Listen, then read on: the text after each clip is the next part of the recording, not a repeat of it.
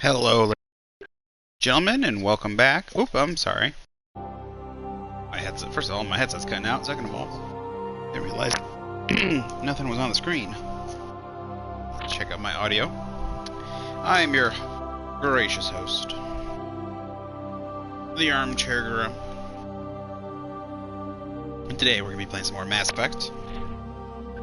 Playing some Vermintide. We got through the Chaos Waste. We did a long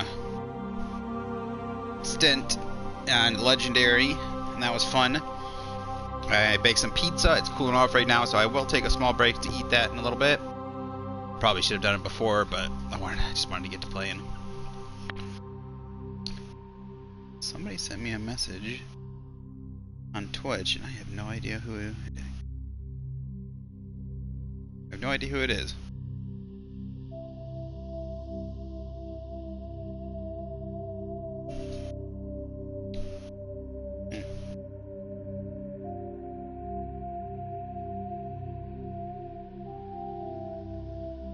Bananas, yeah.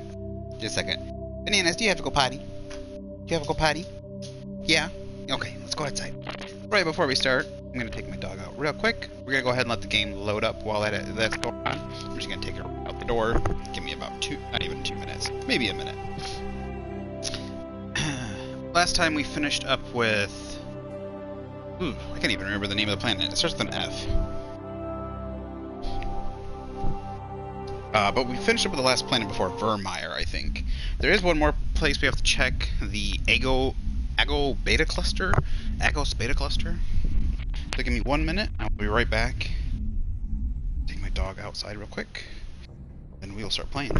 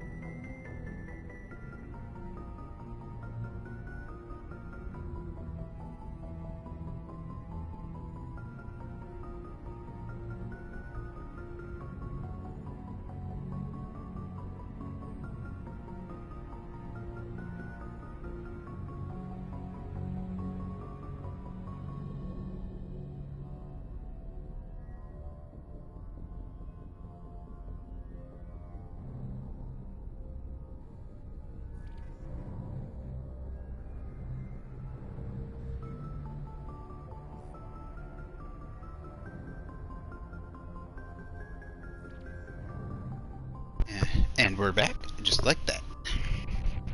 I didn't check my audio. I want to apologize. On the last stream when we were playing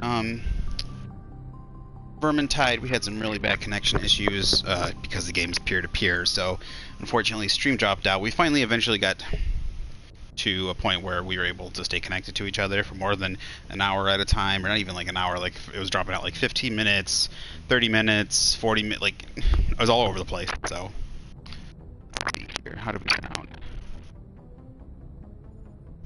Oh dear, that's terrible. Why does that sound so bad? Alright, there we go. It's cleared up a little bit.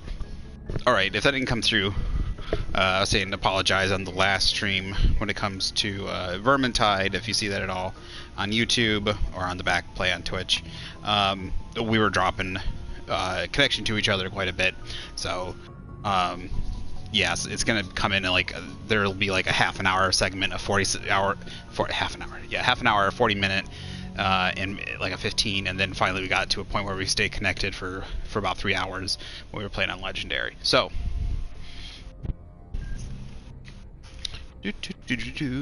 So, in case you didn't hear me, I just got done making some pizza for my dinner, so that's cooling off. I will stop and eat that in a little bit, so you might hear me munching on that. Alright, so last time, I want to say Pharos? Yes, Pharos. What? You want food. I know you want food. I know. It's not your food. That's your food. Don't give me that side eye. She like sits there and looks at me sideways. Like, really? Really? She wants my pizza. She can smell it. The poor thing, this apartment, it's so small that it's just so strong. If I make anything strong like steak and meat and pizza, anything with a strong smell, it probably drives her nuts because it's even stronger of a smell for her. You poor girl. So, we got 4 missions on Pharos too. So that's what we finished off with. We did a lot of planetary stuff and some small side missions. We went back to the Citadel and dropped up some missions. Turned in some missions. Picked up and turned in some missions. Stuff like that.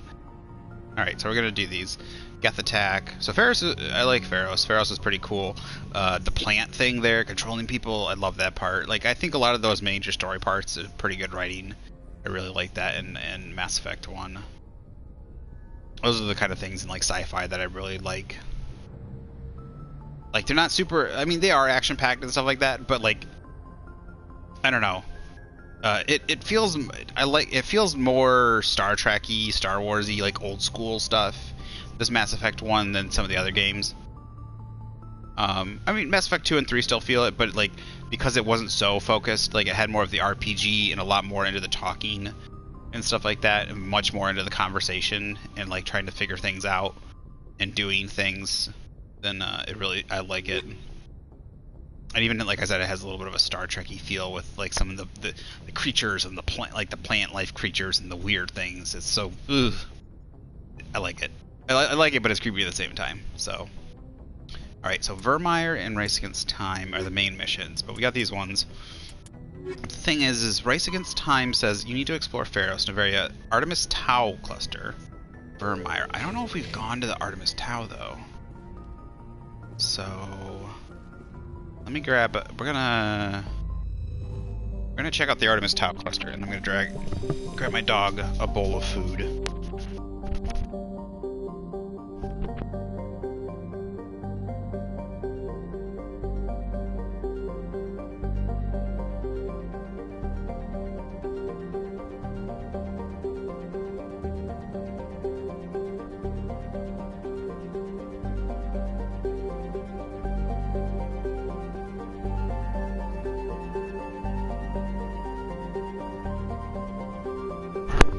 There we go. Hopefully it's not cutting in too bad. How staticky it is. I'm gonna have to go with a wired headphone from now on, unless I'm right next to the computer when I get my computer.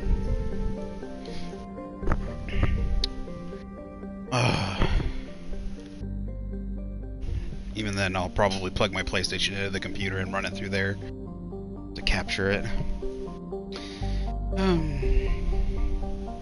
So give her some food. Hopefully her stomach will get filled up and feel her nose won't drive her. It's crazy. Artemis Tau cluster. That's not okay. Armstrong, Voyager.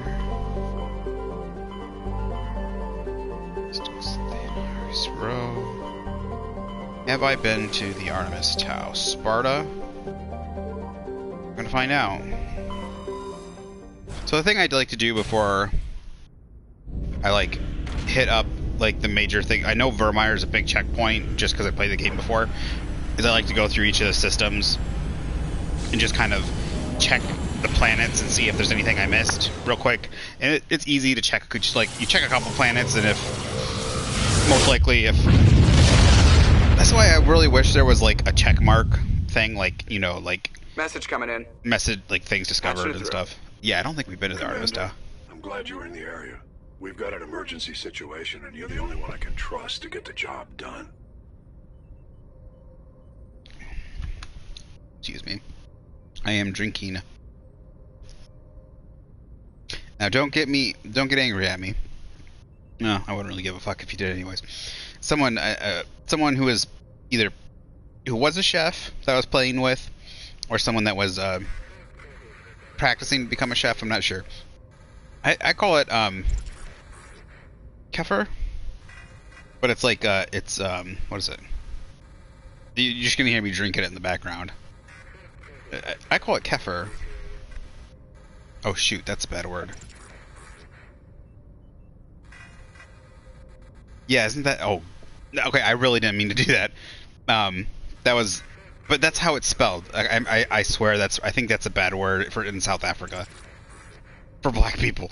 But it's spelled Kefir. Is it kefir?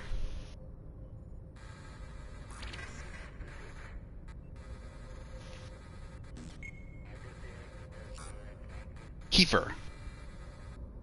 We called it kefir, but it might be kefir.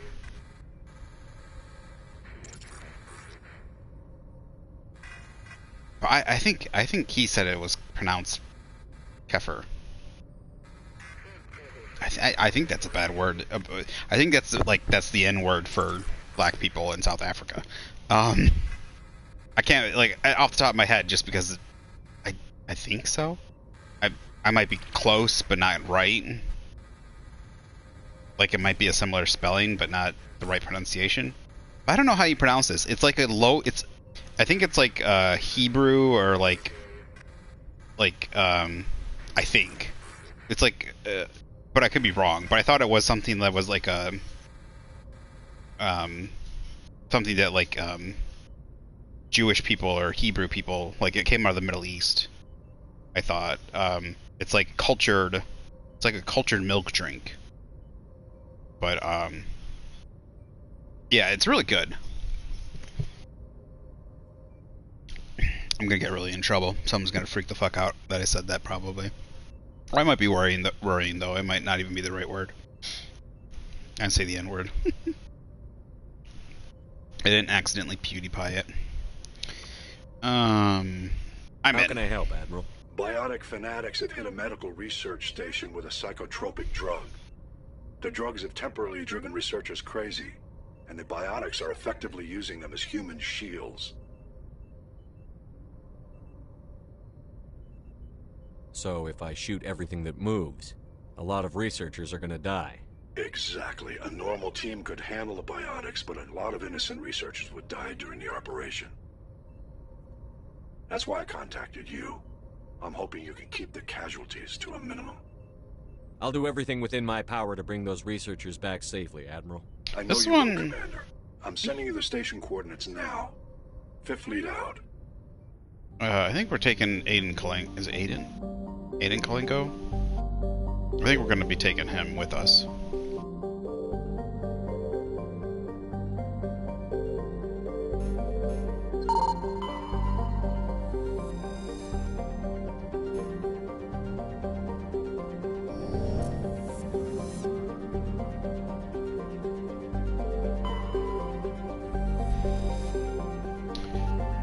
Parolan is an enormous terrestrial planet, half, again, the size of Earth. Despite its thick atmosphere, the weak output of the red dwarf Macedon leaves its surface biting cold. The crust is mainly composed of silica, but significant deposits of iron and other industrial metals are present. These lodes may prove rich enough to be profitably mined despite the gravity.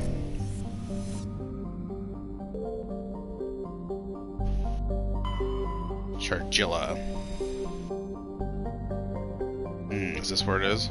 I can land here, so we'll do that one last. So there's 1, 2, 3, 4 rings. Did I do the outside planet? Edavig is the second of the Macedon system's giant terrestrial planets, by far more interesting. Most of the surface is covered by a vast sea of liquid ammonia, in which a unique aquatic ammonia-based biosphere is developed, while the frozen continents are largely bereft of life. Rich bounty of complex organisms, many larger than a human, flourish in the chilly, toxic seas. While dreadfully inhospitable to humans, Pedavig is suitable for colonization by the Volus. Negotiations between the system's alliance and the Volus patrons, the Turian hierarchy, have made good progress.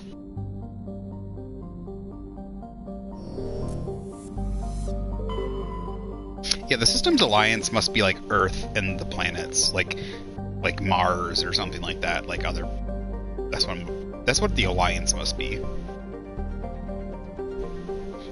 Like the Moon, Earth, Mars, any other settlements, that kind of stuff. Fairglees is a standard hydrogen helium gas giant with an abundance of airborne hydrocarbons. Shardjilla. Level 1 pressure hazard has a very dense atmosphere of ammonia and oxygen. Its temperature surface is mainly composed of alumina with deposits of sulfur. Common buoys in the system have recently logged a number of unregistered vessels operating nearby. Shardjilla has an extensive silicon-based oxygen-breathing ecology. Heavily populated areas are covered with fine silicon dioxide dust, that the respiratory byproduct of the world's higher animal. It's probably byproduct of the world's higher animal forms. High-speed surface winds, often laden with abrasive silica dust, present a hazard in areas where the wind deposits a great deal of silica. Footing can be treacherous. EVAs are discouraged. What EVA? Extra vehicle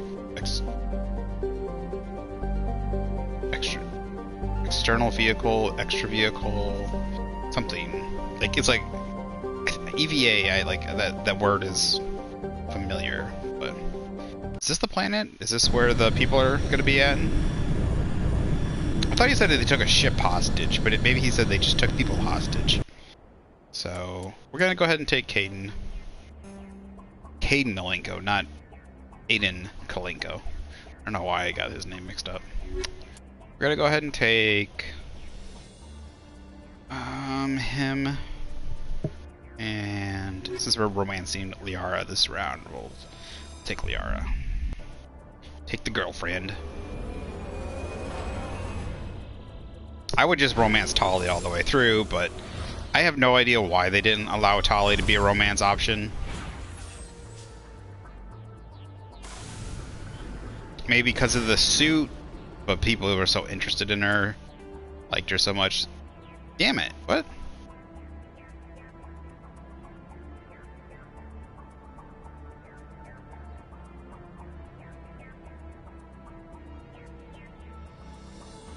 Well, shoot.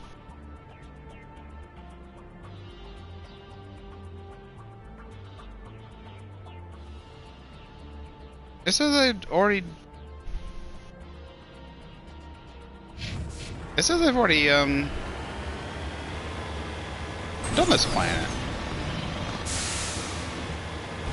Damn it.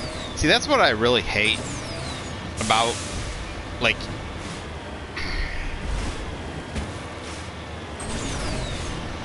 Like, you either have to go system by system and check each planet, like each system, right, each cluster and each system off manually, and then go back if on more systems unlock.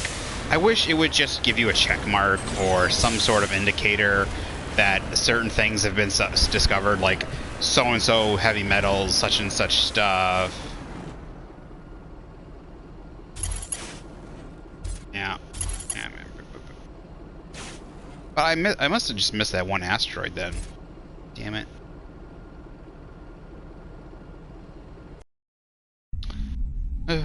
Waste of time. Not the end of the world, though.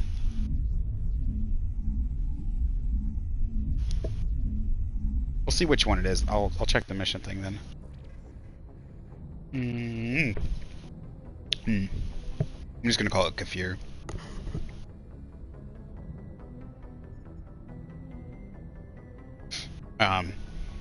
Probably the wrong name. Kefir. Probably should change that name. Maybe I'm wrong. I swear that's her. Because I remember watching, because, what was it? Maybe it's not, it sounds similar. Maybe it's Kefa.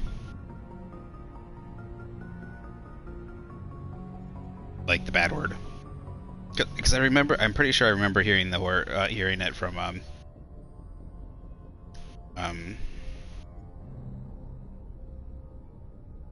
what was it? It was the number 2. It was Really Hot Chick. It was Mel Gibson and Danny Glover. Lethal Weapon. Lethal Weapon 2.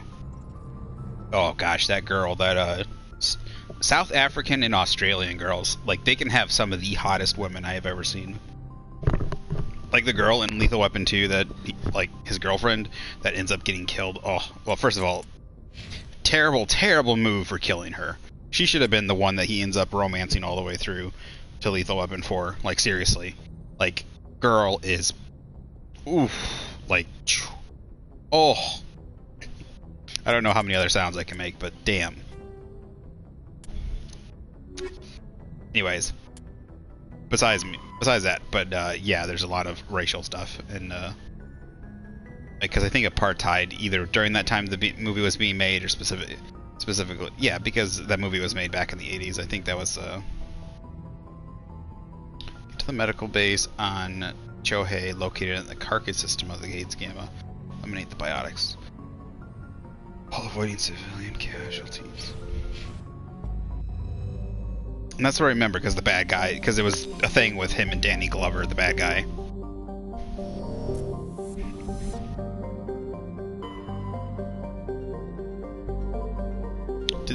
Was there always 4?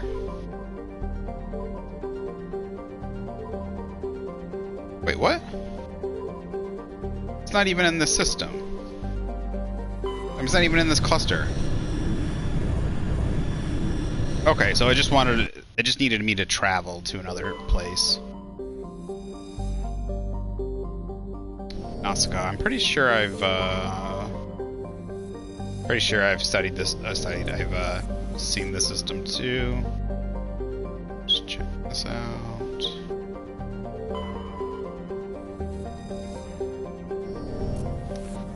Was there anything in the Artemis Tau cluster then that I missed? It said I needed to check out the Artemis Tau cluster, but I don't remember anything big going down here. You know?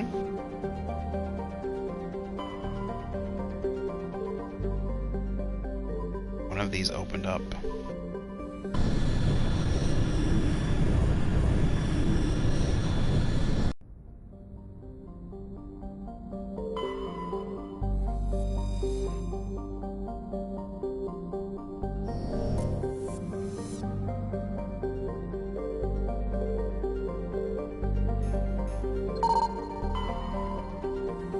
Already got this one.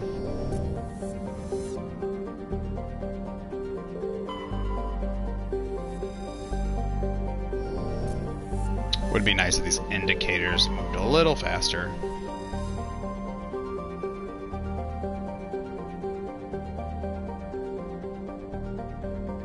Oh, okay. Wait, no.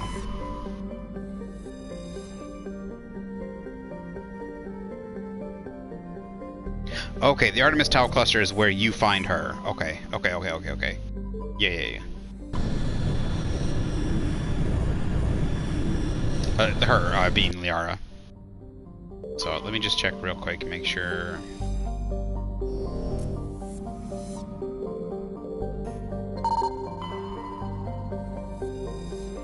Yeah, if I got that, there's a good chance I got everything else.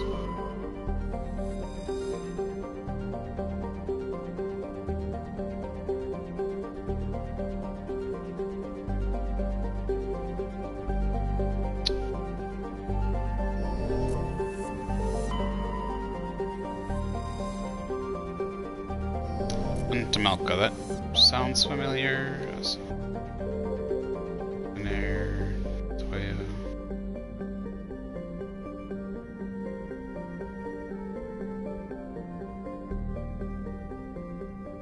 I just want to check to make sure so we can cross this one off. We're going to go ahead and drop down here.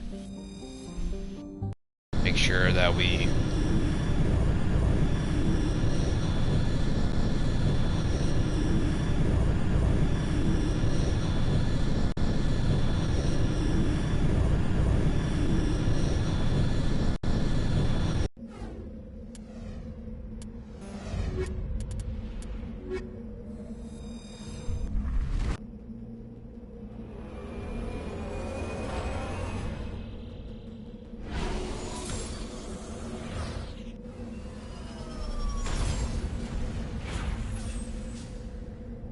Look at the asteroids going on overhead. Oh. I don't particularly remember this one. Apparently I was here. See, I have a terrible memory. I just don't remember the asteroids going around. The look of it looks familiar, to be honest, but the asteroids for some reason don't.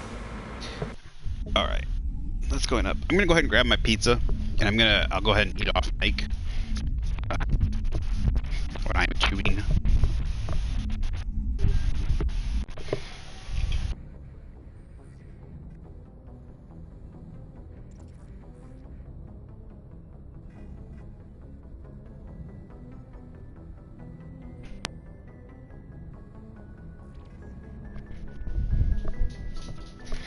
Ooh. Bum, bum, bum, bum, bum, bum, bum.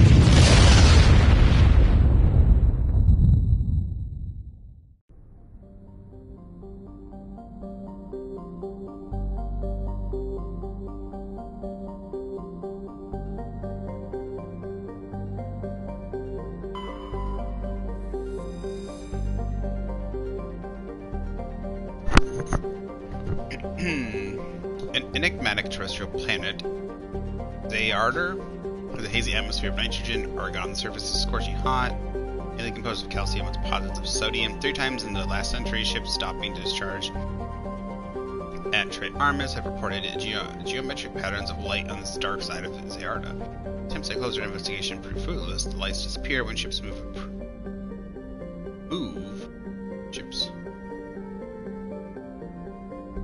That's another spelling thing, isn't it? The lights disappear when ships move to approach the inner system. Heavy metal surveyed.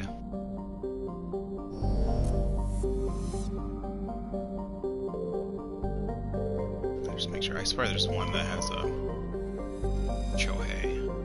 Terrestrial planet whose surface is mainly composed of aluminum with numerous deposits of calcium, but has enough mass to rotate its atmosphere. Chohei is nearly a vacuum. This lack of atmosphere allows moderate average temperature, but the difference between day and night are extreme. The surface of Chohei's sunward-facing side is usually covered by a haze of volatiles, mainly water vapor and carbon dioxide, which return to the ground at frost across the long cold night. Star Foundation has established a research outpost on Chohei to investigate the native subterranean life of Chohei, which shows incredible resilience to extremes of heat and cold.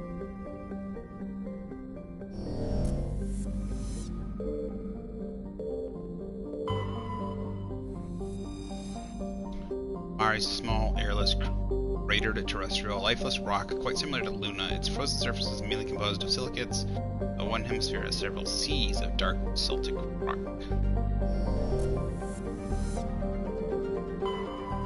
Erangor. I said Ferenginar, so I gotta go. Large but low-density terrestrial world, Erangor is generally believed to consist mainly of water ice, occasionally upwelling of metals caused by the interacting tidal forces of several large moons. Suggests the core is small but extremely dense. Erangor has a thin atmosphere of carbon dioxide and ethane. Its frozen surface is commonly composed of dark carbon-laced water ice. 10 years ago, Erangor's grim surface color and dim illumination drew cinematographer Risa Versen to film the exterior scenes of Starless on location. Acknowledged as a masterpiece of gothic horror, sets, well preserved by the vacuum, draw hundreds of tourists to the backwater system every year. hundreds. Rare element. Scans of this planet reveal several small deposits of polonium. Goody, goody, goody. Rare hydrogen helium gas giant with powerful magnetic field, making it a popular discharge site for freighters working the Anansi Ishtar shipping route. It is popular enough, in fact, that Quarian ships can often be found loitering in orbit, selling the freighter crews cheap refreshments, salvage, and autocraft work assembled by their children. There are no ships in orbit at present.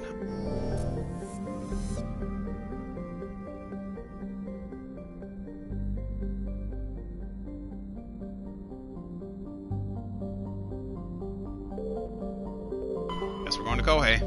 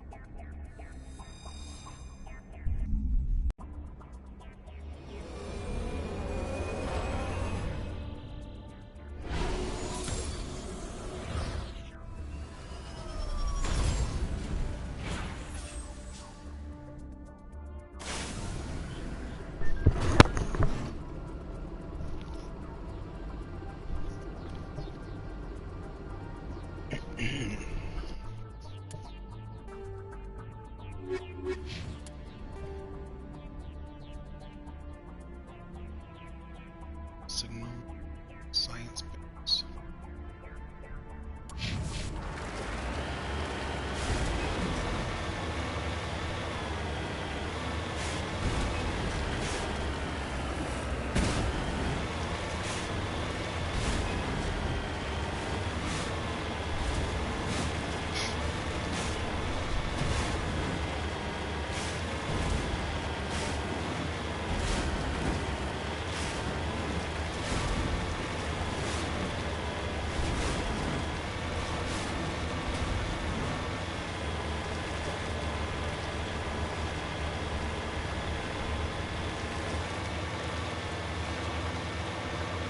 Just looking for worms. Nope.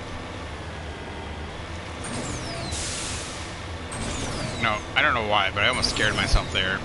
The screen started to shake, and my control vibrated when I started to boost, and I have no idea why. I just was like, oh god, it's a worm.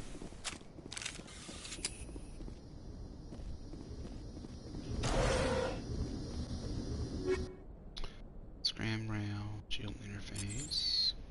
Matriarch's writings discovered. It looks like someone has been living in this place. A small crate held some stale food in one of Matriarch Dylanaga's writings. It's still in fairly good condition, unlike.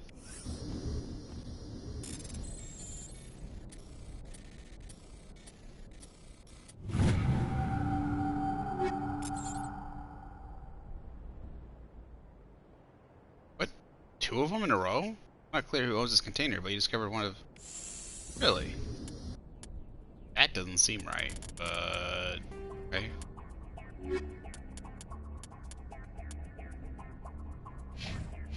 I'll take it.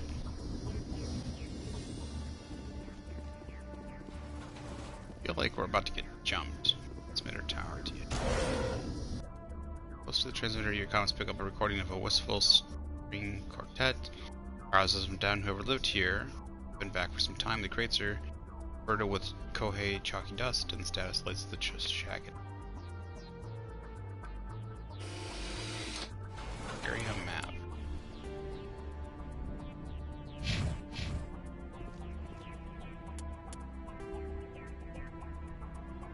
Okay, what does that mean, area map? Not like it gave me anything, really.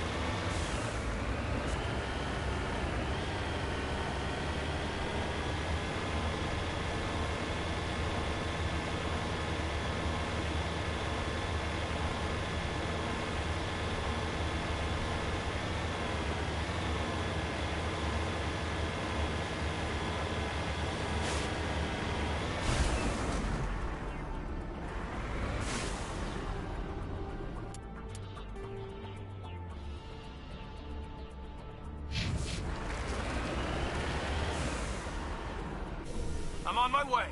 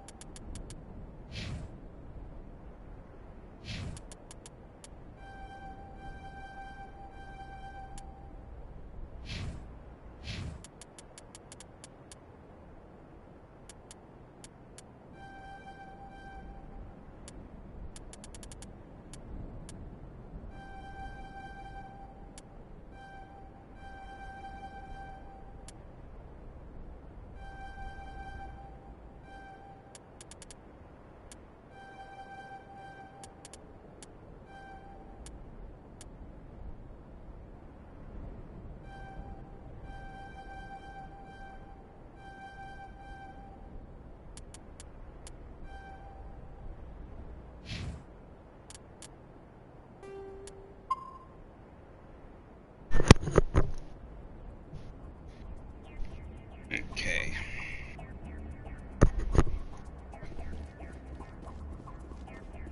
Sure, there's nothing out here.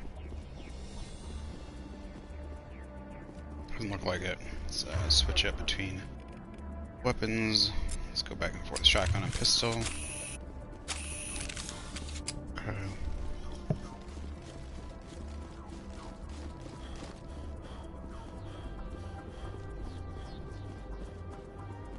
Anything here? Like it.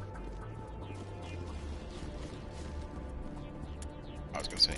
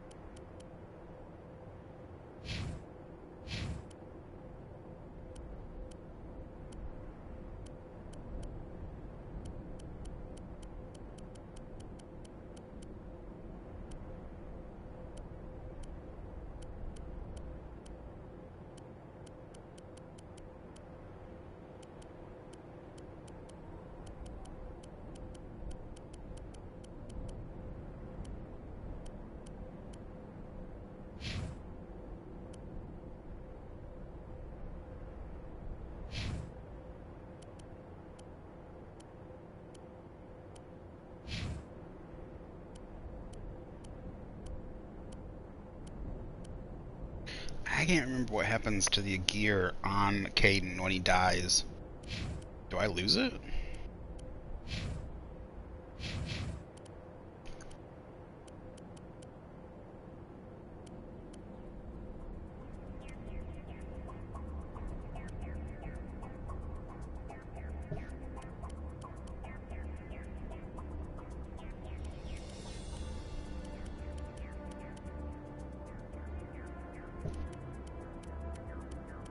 He's not an adept, is he?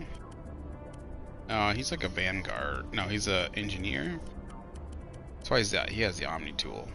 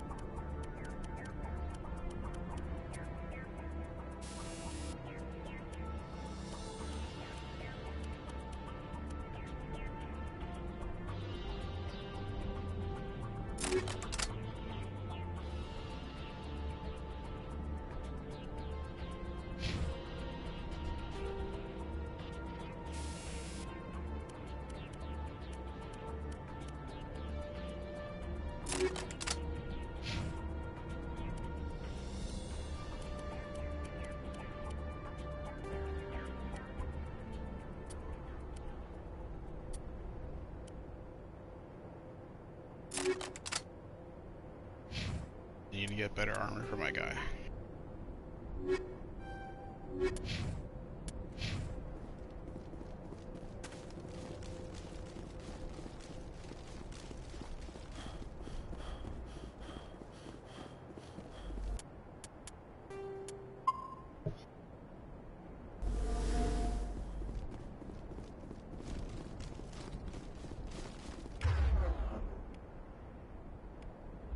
Does he get bonuses?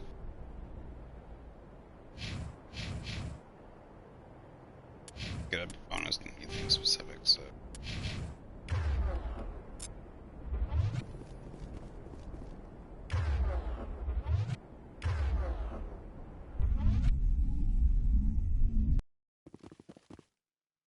Take down the terrorists. Remember to check your targets. If civilians are drug, they'll wander right into the middle of fire. Okay, so options, gameplay.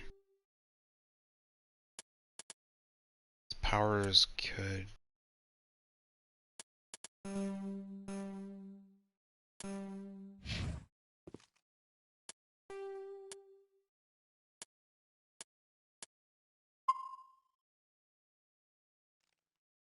Just in case.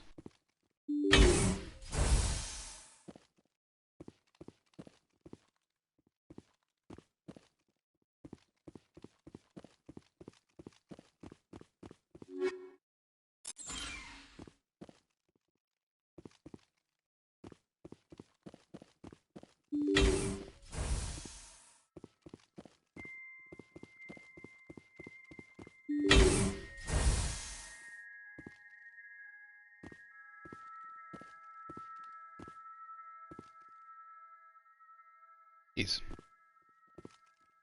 Spook the You must die!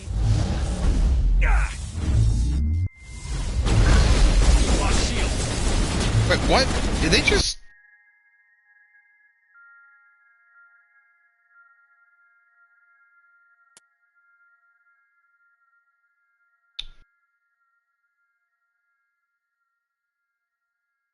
They just fucking killed that dude.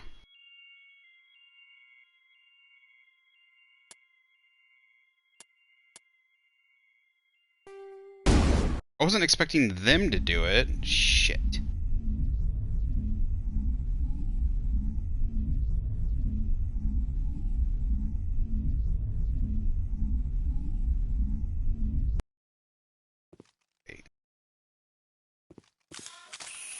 Wait. Do that thing again. Oh.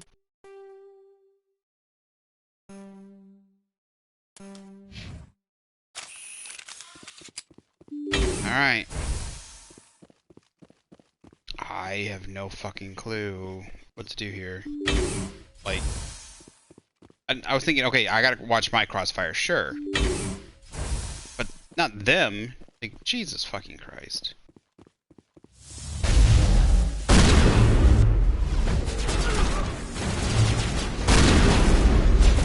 Look, dude, look! Oh my god! They fucking killed him already! Like, what am I supposed to do about that?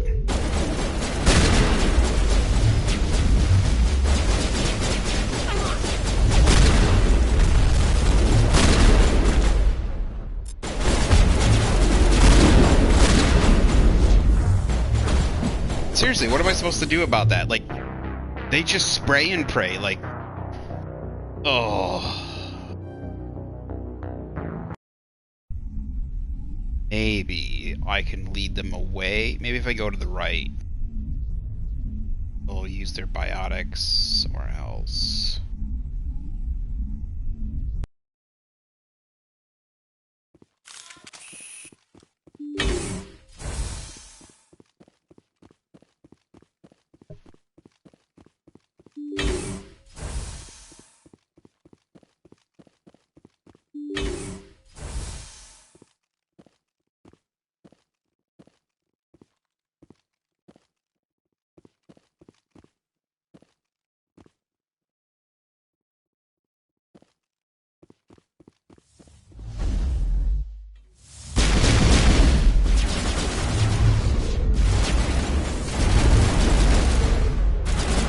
Get up, get up.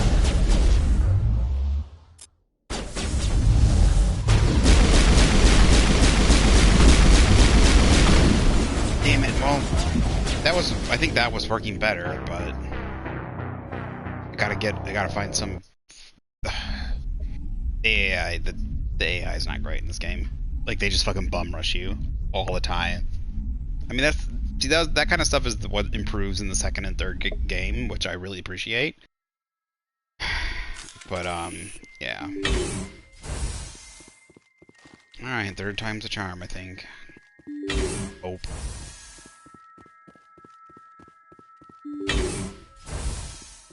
Remember, it's an older game. It's not meant to be, I mean, it wasn't very.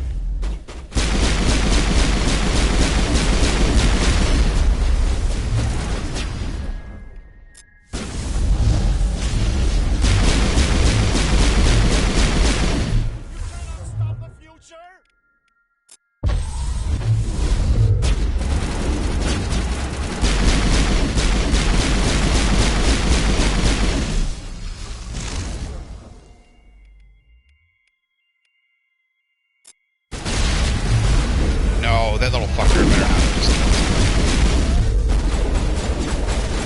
Oh, no, get up! Get up!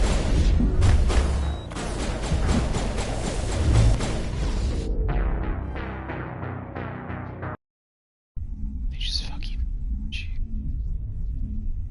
Just fucking bum rush you. Did they not think about their AI pathing? Like it doesn't make sense. It's not intelligent for AI. I'm sorry. When the AI knows it has a bajillion health and it takes forever to like try and like sap their health down on hardest difficulty, then yes, it knows bum rushing you, getting really close and making it ridiculously hard to hit them is the best option, right? Then it knows that. But like strategically, like they're not making them. They're making it. It's not a fucking good game. I don't think... Oh, fuck. Get up. God damn it. Shit.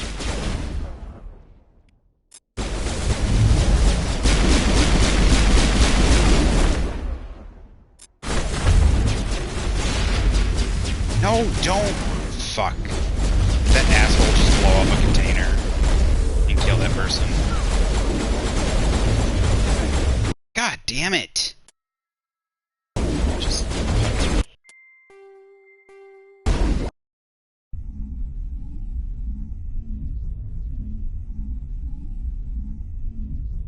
It has nothing to do with me. I can play this as fucking however I want. Like, I could go in... I mean, well, you can only go in gun slicing, but I can, like, try and be as strategic and shit as I want. But I think my own guy shot the fucking thing. When their AI is going around shooting the fucking containers and shit, like, they're just fucking, like, that doesn't make any fucking sense if they're just gonna assassinate the fucking people.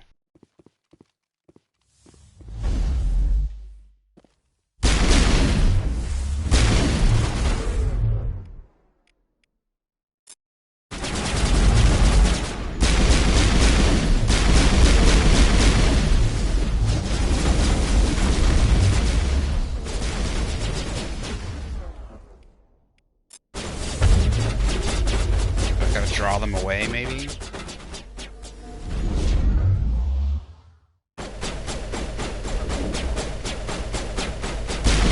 to God, if it's fucking Aiden the one that's doing it.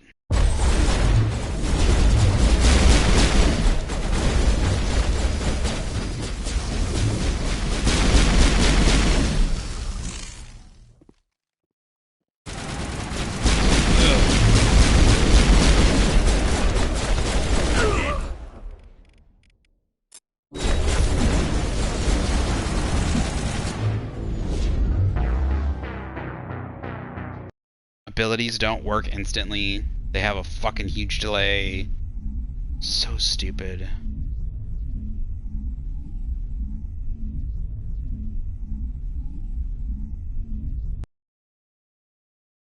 Stop giving me that fucking thing. I saved the game afterwards. Jesus Christ. This is really fucking annoying me.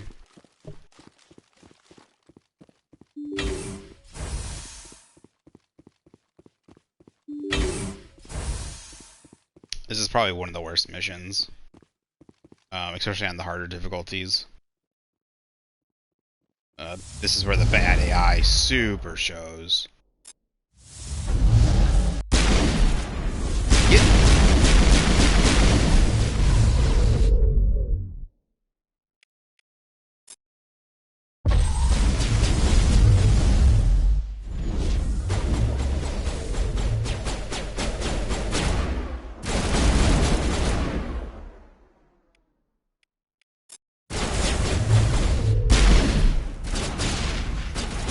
God damn it. He just fucking went over there and shot the fucking thing for no fucking reason. For no reason! He walks over there, shoots it, because AI probably says, when you're being attacked, fucking shoot these things randomly to try and hit the player. Like, Jesus fucking Christ. And the fucking... I saved it again after the fucking warning. And it still gives me another fucking warning. Like, fuck you, BioWare. Jesus Christ.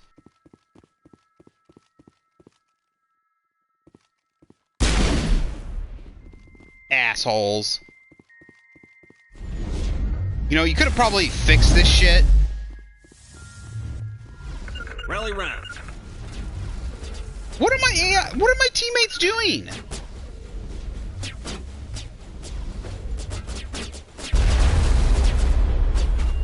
Oh my god.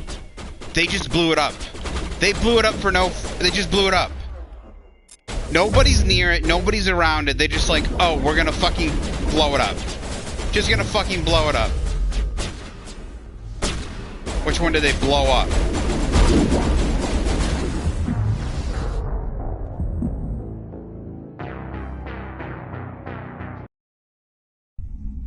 You could have fixed some shit, BioWare.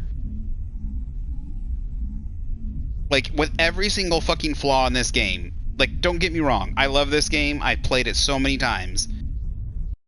And... Jesus fucking Christ. You could have fixed some shit. Like this mission.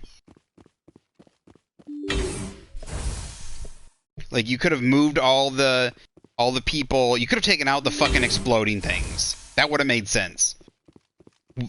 The fact that they fucking... Like, the fucking exploding things don't make fucking sense in the first place.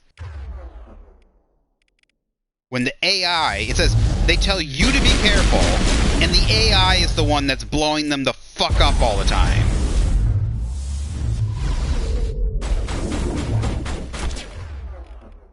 Where the fuck did this person come from? Look at this. Look! He glitched through the fucking wall!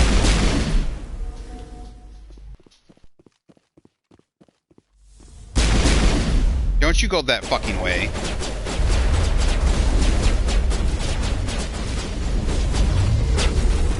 All patched up.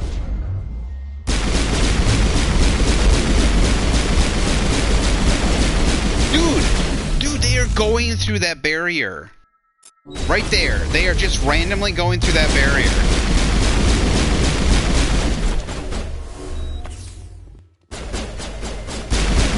It's like a fucking door to them.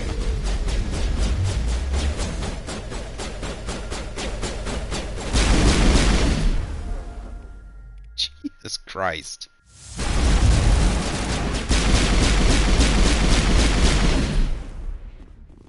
Oh, this is cancer.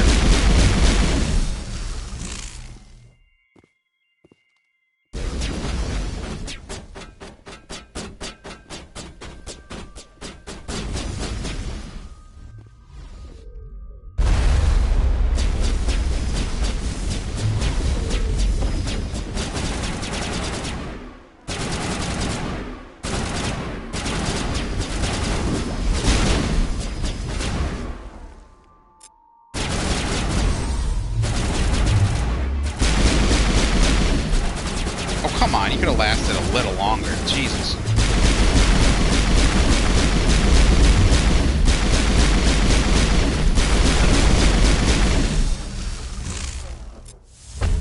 My dog is looking at me like, why are you so mad? Oh my god! He just murdered him! God damn it! Instead of attacking me...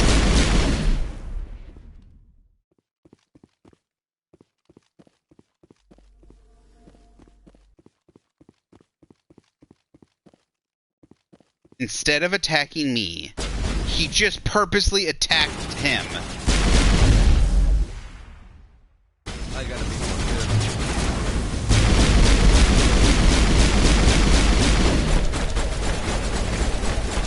good. This is so unbalanced shit. Like, fire the people that redid this game. Fire them. I'm sorry, but everyone at BioWare should be fired. They're a whole bunch of leftist fucking nut jobs anyways. I mean, we saw what they did with the last fucking game. The last Mass Effect game. Like, this is just fucking ridiculous. You couldn't fix one problem.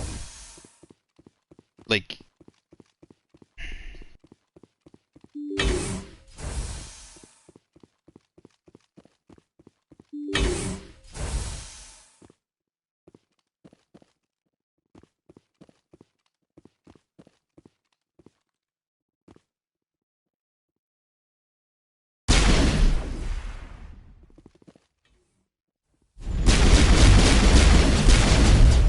It's not like fucking... Yes, look. God damn. They are walking through that... There's no wall there. It's imaginary wall. Like, I know they can come up from behind me. Like, I get that, but... They are going through that wall. Regroup. Let's go. Come on, people. Make them come to us.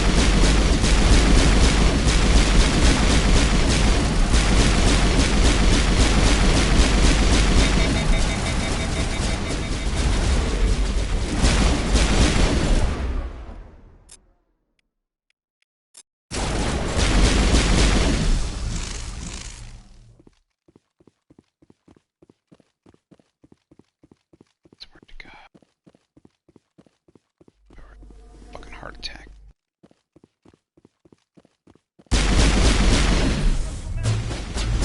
Caden, if you fucking shoot that guy, I'm gonna kill you.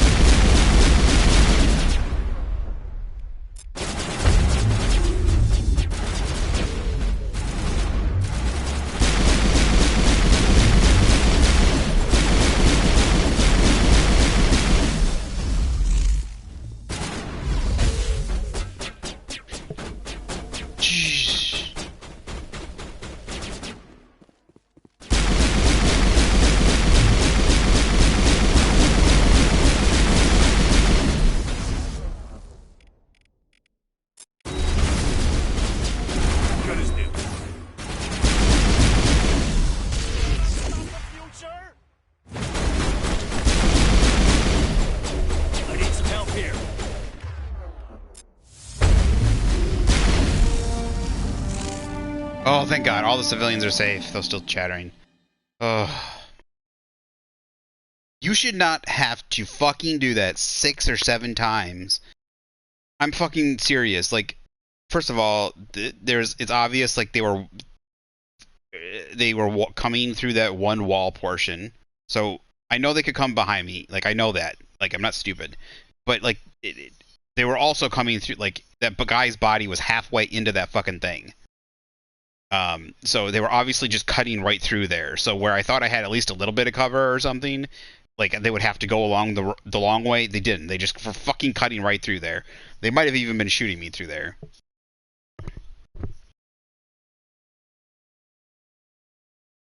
And I remember this being just as much of a pain in the ass in the original game, and just hating this mission. And a couple things. So I get that, okay, so either A, you set it up so that there's enemies and they will kill them if you're not... There's no stealth. There's no option, as far as I know. I mean, I could look up a thing. Maybe I should look up a thing. But there's no option to cut power. There's no option to do something to give them a setback. There's no... there's just random explosives on the floor. There's no way to get rid of the explosives, right? So you being careful isn't just watching your crossfire, okay? Because I'm not the one setting off the explosives. I've turned all my guys' abilities off. I'm not shooting the explosives. My teammates aren't supposed to shoot the explosives, and they're not the one shooting the explosives. You cannot make the AI, first of all, either A, don't put the explosives on the ground, or make it so for a smart player or like an engineer or like a technician or like a saboteur, like anybody with the hacking or the encryption abilities, either make it so you can talk your way out of it, make it so you can persuade somebody to turn them off, make it so you can hack it to turn off the explosives, right? Something, right? Instead, this one seems so fucking botched and shit from the very beginning. They could have fucking fixed it so easily. A simple edit of take the explosives out of the map would have fucking fixed it. Because it's with the way the game plays. Like, I love this game and I love some of the feel and stuff of it. I do, but the AI bum rush you. The AI get right up, like they just fucking bum rush you. It's like they're AI. They're not people. They don't act like people or anything. They act like AI. They get up right next to you. They don't give a fuck about their lives. They're like robots. They play exactly like robots. That's the whole point. I mean, that's what they do. So they get up right next to you within point blank range, and they don't care if they're getting shot straight to the face. They don't care if they're dying. They don't run away. They don't try to get in cover, really. Well, sometimes they get into cover, but it's terrible because, like, most of the time they just run right, like, almost all of them ran right up to me. And they don't have shotguns. They're not, like, shotgunning close damage dealers that have a whole bunch of health or something. Like, it's just so, it's so stupid. It's just so stupid. And so you're in the future, you know you're working with an older game with bad AI on a bad mission, and you should just, obviously, all you need to do is take this into account, go into the map editor, and do a simple fix. Now, obviously, from the very beginning, you could have had it, like, from the mission, you could have done it, like, had 3 different ways. You could have hacked, instead of them being regular, these fire hydrant dumbass explosives, right? Instead of these dumbass explosives on the ground, Contacts, Commander. You could have, like I said, you could have had them like mines, and you could have hacked the mines. You could have had a persuasion thing before even having to fight. You could have, like, a persuasion to, like, convince somebody to turn them off and let that person go, or have them convince them to turn themselves in, and to have a thing on the outside of the thing to cut the power. To possibly cut the power since you were warned. Like, it has nothing to do, like, the Admiral's like, watch your gunfire in there and protect the people. Okay. But then, like, it's not a scenario where, like I said, there's no sneakiness in the game. So it's not like there's no way for me to sneak and be stealthy or something and make it, because, like, the way this map is set up is, like, you're supposed to be somehow sneaky and kill the people, and that otherwise they're going to blow up the bombs, or they're going to assassinate the hostages, right? That's like, well, I guess what a normal, not normal, but like other games would do. They have hostages. If you get caught, they're going to start shooting the hostages, right? It's kind of what they want to do, or they're going to get caught in the crossfire.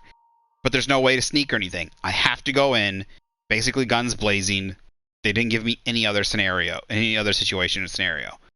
Which the rest of the game, a lot of times there are other scenarios. So, like I said, it seems like it's just a random quest thrown in there, botched mission. Like, they didn't even think about this. It was just like, here's a quest, throw it in there, and they didn't even, it's a side quest. And it could have been a simple fix. A fucking simple fix. Just take out the explosives, and it really helps with your shitty AI that bum rush you. The fact that you didn't put in any other way to do stuff, it's just beyond infuriating. It's insulting, is what it is. It's insulting. You didn't even look at your game. There's, like, plenty of the games have known problems. Like, they'll have known problems, known issues, like a certain mission is botched, a certain boss is really, there's something wrong with it, or really difficult. Like, what the fuck is, what's even in here? There's nothing in here. Okay, maybe there's a crate. You get some loot. All right. But what's the point of having these guys in here? There's no enemies in here even.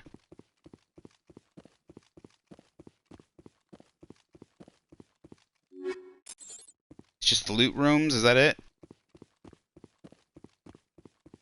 I don't think I changed my grenades back since last time.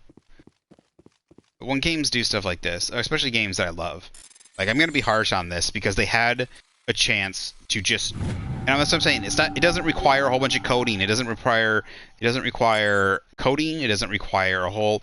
It literally, when you're redoing the game, when you're making the game, okay, like when you're doing the game, a simple, when it's in the engine, when it's in the thing, when it's in there, right?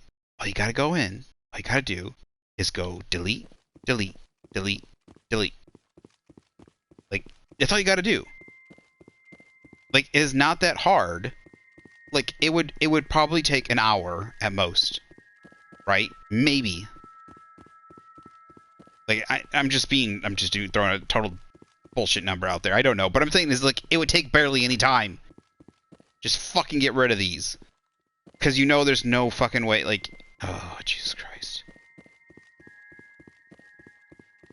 And that's what they did. They really worked on their AI, and that's some great improvements. I dislike that they took away the exploration, but when they cut back on the exploration and other things that I like in the RPG, like as an RPG and a sci-fi, they did boost up quite a bit. Like, there's quite a bit more story and team building. There's a lot more about your team. There's a lot more about the story and team, and like the board, like team story. Like they build up the characters in your team quite a bit more. They add more story to them. They could give you quests for them to go on and make them really personable. And you feel for them. You have a lot more affection for them. I think like the first one is good. Second and third are definitely better. The gunplay, the AI, and the enemies, I don't like. There's a bit of the feel of the first one I really do like in some of the gunplay and stuff like that. But the second one really works with the AI and fleshes out quite a bit of stuff. I wish they didn't change it so much. They could have been done more tweaking instead of changing. But especially with the AI, I think they really needed to do that. They really needed to restructure the AI and all that kind of stuff. And they really did spend that time on there and got that right. But when you had this simple thing you could have fixed.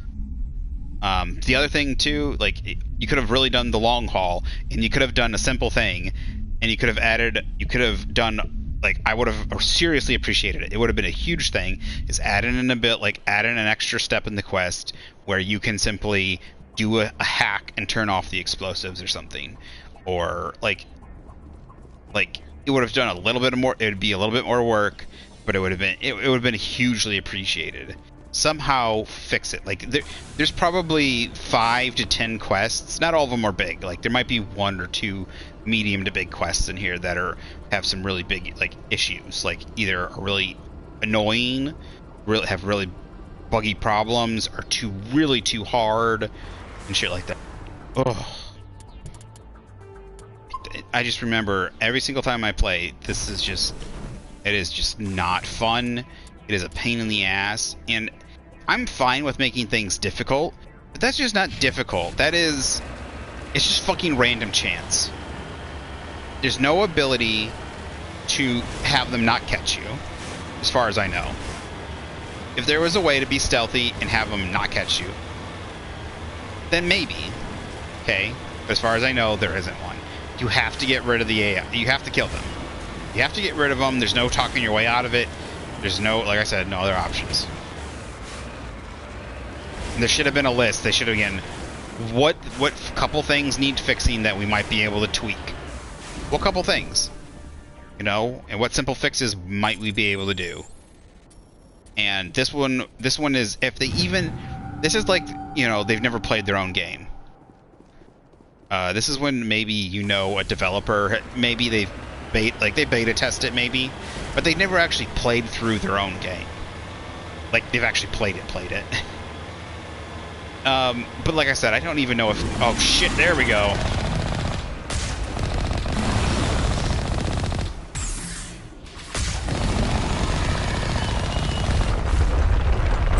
I don't even know if BioWare, like a B team, like a C team, might have done the recoding on this, so they might have put no money effort into it. As far as I know.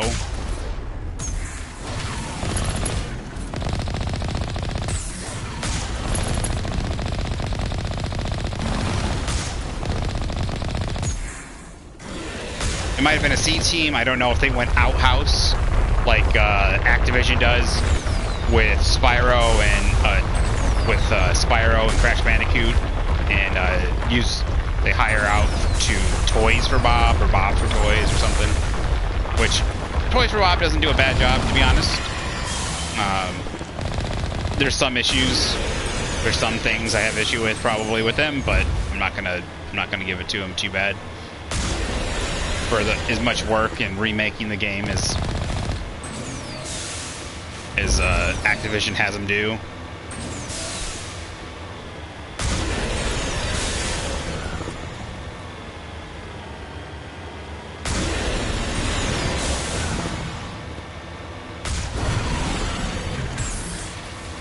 Oops.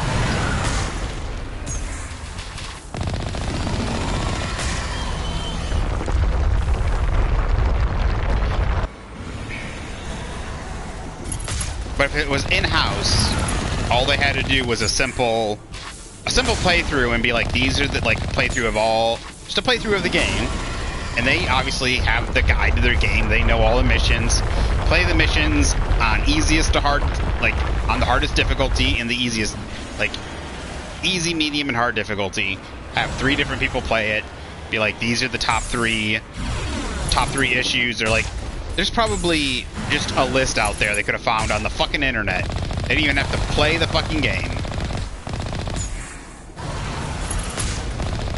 You know, it feels like these guys... It feels like this has been changed. Now, it's been a while, but I can't remember if he always shot like a shotgun spread.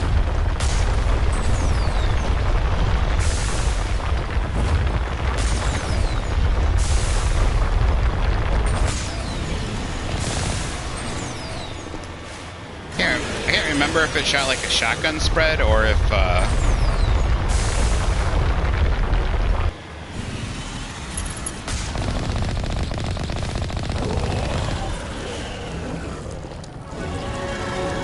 yeah, go fuck yourself.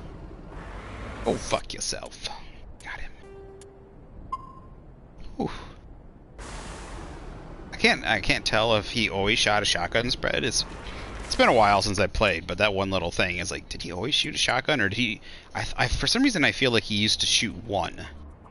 Like, they used to shoot one at a time.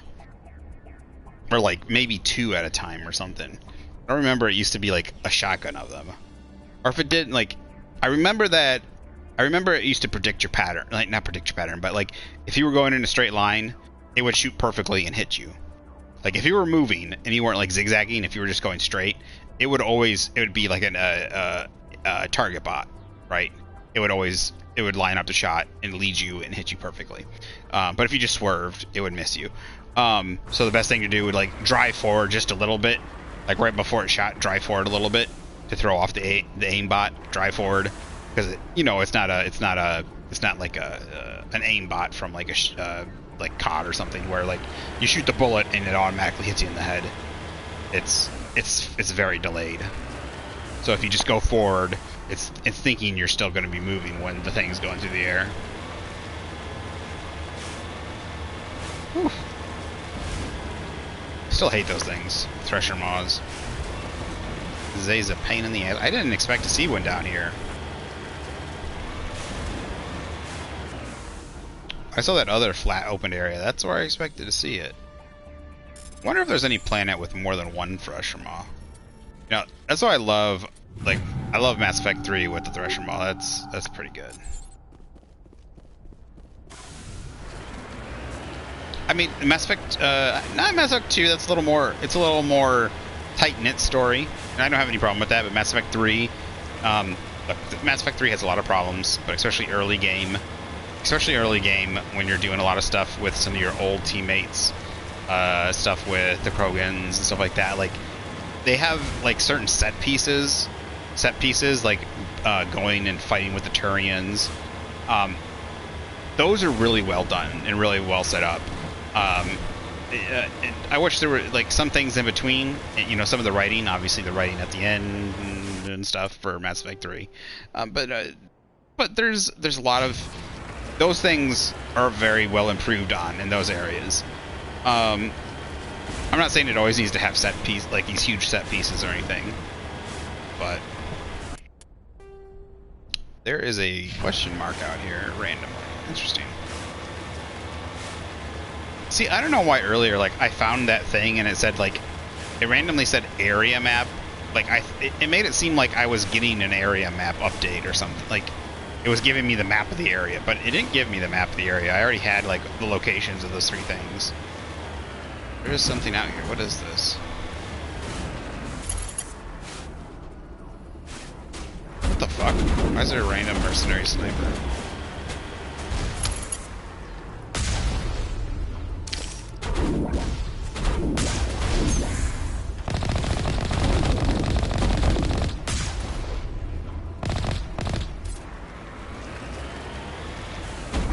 How are you still alive, dude? Seriously, how are you still alive? Try to get this dead on. There we go. Whoa! Oh my gosh! Dude, the body went flying over the ridge. That was great. Why were they there? That's weird.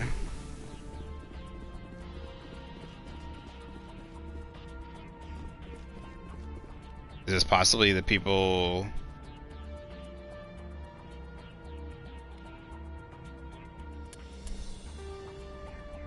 Did it again? Area map. Oh, is that what that is? Salvager camp? Okay. And I'm guessing this is Salvager?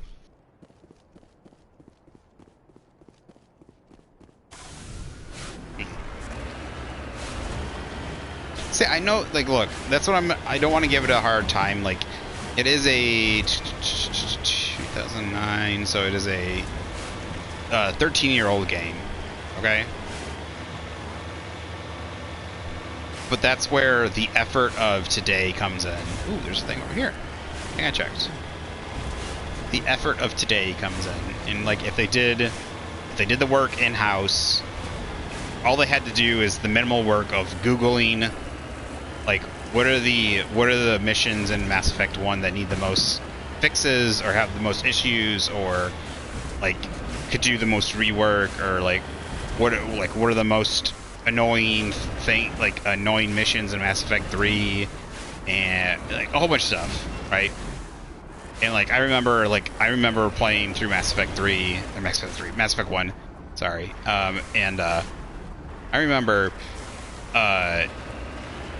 looking up, I can't remember, I had like dial-up internet back in the day, like really bad dial-up. Well, I mean, really bad. Let's just dial up internet, but really slow and shit. And I remember looking up, like, I was having such a hard time on the harder difficulties to try and finish some of it, like, do that mission, and I think there was like 1 or 2 other missions that were like, how do you complete these objectives? Because they were just such a pain in the ass. One of them was, I think one of them was the Pharos mission about not killing, like, trying to save everybody, and turning off the, and if you didn't turn on, if you had it set, which seems smart, is to have your teammates' abilities set to active, so they're using their abilities, so you're not constantly having to go to wheel yourself. I mean, it depends. I like to get into the flow of combat and not constantly have to go to the wheel. And a lot of times they tend to use their abilities smartly, intelligently. I think that's everything. Seems like we're gonna go ahead and go up. So, but they'll just fucking they'll just fucking like, murder. Even if you tell them to leave them alone, they'll just fucking use their abilities and murder the Pharos people. I think that's one of them. So like I remember having to like dial up internet, super slow, took forever to try and find this information and stuff like that. And like simple things. There could be simple fixes, just some simple fixes. Like just have it, like they could have just a simple tweak to the AI. They could have gone into the AI thing and for Pharos and just have it so that they wouldn't target, like they wouldn't target or wouldn't shoot or like were impotent, like that. They could have just made it so that the like if you say, like they could have said if you said leave the villager, like don't like be careful where you shoot or something like that, which is like don't target the villagers. That it made it so that the villagers, that way your AI don't kill them, that they're immune to your AI damage. That way they can go in there, use their abilities, kill off the other stuff. If they accidentally hit them with a stray bullet or an ability or something, they're not going to kill them. And that wouldn't, I don't think that would be hard. It would literally be, you select option, if you select this, if this, then this. I think it would be a simple coding, it would be a very simple coding thing that they could add to the AI, to the friendly AI during that mission. If you select the option, if this, then make the, then it would turn on immunity to AI, to your teammates' damage, basically. So like there's simple things, there's a couple simple things, and like maybe like three, like I said, like 3 or 4 missions, some simple things that they could have done to like just fix this. And instead I think they messed around with the guns. I could be wrong. I need to play as an adept and see how bad it is, because trust, like on Xbox, like you can, like the sniper has this huge amount of sway. The overheating doesn't seem as bad. I'd really have to check. There's some things, like some of the user interface feels different. I should say looks different. But alright, I'm gonna be right back. We'll use the restroom. But like I'm giving it a tough time because like I love this game, and it just like it has the exact same problem. You could have just fixed the one thing. Just take out the damn explosives on that mission. Message coming in. Patching it through. I didn't think it could be done, Commander. You managed to secure I have the to base reload and it 7 neutralize times. without a single civilian casualty. Just doing my job, Admiral. I couldn't let innocent lives What you doing, be lost. puppy? I wish every soldier had your definition of just doing your job. You're a credit to the uniform, Shepard. We're in your debt. 5th Fleet out. Well, if every soldier could reload their life 6 times until they got it right. The other thing too is they could have added just a simple "you've completed this system" thing, like everything was done that way, because like each, like I like the exploration and system thing, but in order to make sure you've done everything before each check mark, it takes an absorbent amount of time to go back each system, check to make sure you've scanned each planet, make sure you landed on each planet, and make sure that each one that you, like, you don't have to, like, yeah, to make sure to land on each planet, make sure that you had checked, like, you don't know if you checked that planet. Like, you have to either remember and write it down, or you have to, like, a simple check mark, like, discovered or searched, or a list of 5 out of 5 items or something. Like, heavy metals, scanned like 3 metals and found 0 metals. Something simple would have been nice. That they could have added in, and that's not very hard to do. I mean, the simple, I mean now that's extra work, that's not necessary, but a simple check mark system or something of whether or not you've at least been to the system, not been to the system, but like you've searched the system completely, like you've checked out each planet, would have been nice. Because trust me, it's gonna take me at least an hour and a half to check each thing. Maybe not an hour, maybe like 40 minutes. I'm gonna have to go to each system, look at each planet. All right, Vimmel is an enormous. Wait, let's see. Have I even been here? Have I? See, this is a Gecko, Edmos, Plova. These unit door. These don't sound familiar. Femel is an enormous terrestrial world of mixed rock and ice with an atmosphere of methane and ethane. Its frozen surface is mainly composed of calcium, thousands of iron. Because of noxious surface gases, explorers are warned to use extreme caution. Nothing to find there. Get go.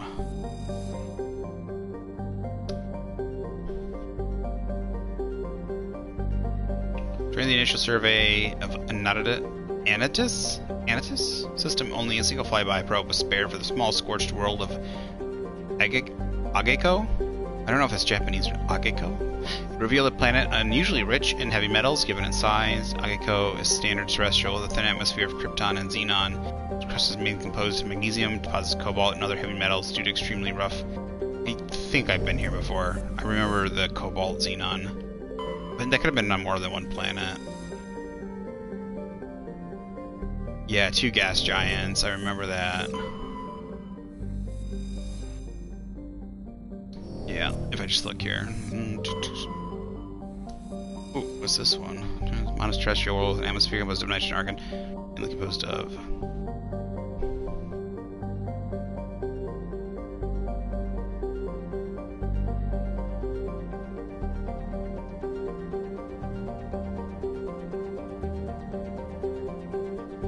I guess we're gonna go ahead and land and find out. You know, I probably shouldn't be doing this now, because I'm gonna have to go back through and find out later.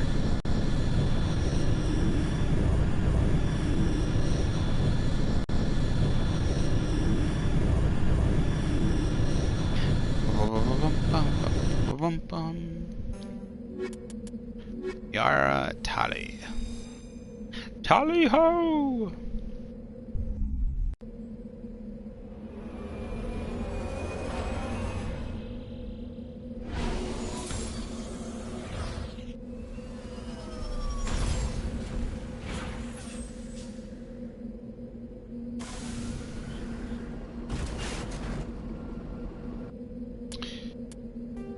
Yep. See? I've already fucking been here. See now, I don't mind a game that has like puzzles and like places to go and find out. Now, if there was more like, there was something like more to find, but it's a simple loading screen to find out whether or not I've even been here before. And you would think me being like, it would make sense being a technology and computer. It could just be like discovered or searched or last date here or something, you know, some fucking thing to register, like registered. That'd be another one. Registered, meaning you've already been here. Planeshift registered, meaning you've read this before, that you've been here, or you've looked at it, that you've surveyed before or something. Like unsurveyed, that's another one too. You could just have above the planet or something, and once you've surveyed the whole system, then above the system it says surveyed. Like, I just don't get it. Like, I'm fine with it. Like, I like older games like that. Like, I like older games that have maps, at least like a big topographical map. But like if there's puzzles and stuff, like I don't mind writing things down. But like if it's just a huge checklist, like this, like if it's just a checklist and I have to go through and be like, yep, been here, been here, been here, been here, been here, and you just have to go through a bunch of fucking loading screens, then that's annoying. And they could have changed that. They could have fixed that. They could have updated that. So, because now I got to go back and go to each one.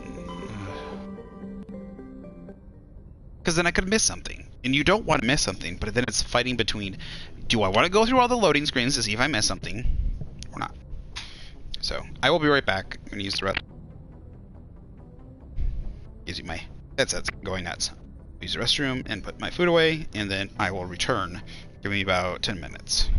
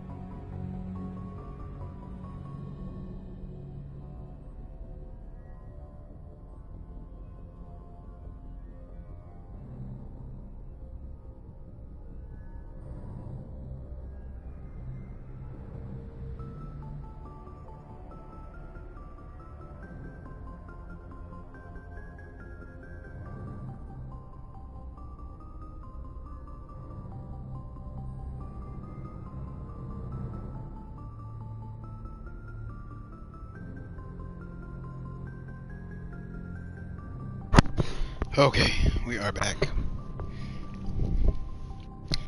Hello there, thanks for stopping in. Sorry, we just got back from putting away our food. Alright. Let's see. What is next? Tano system and the Maroon Sea cluster.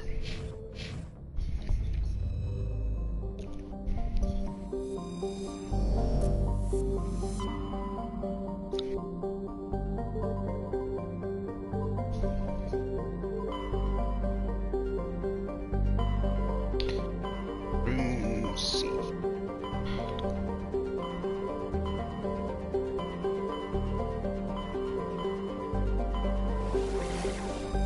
Caspian. Oops, sorry.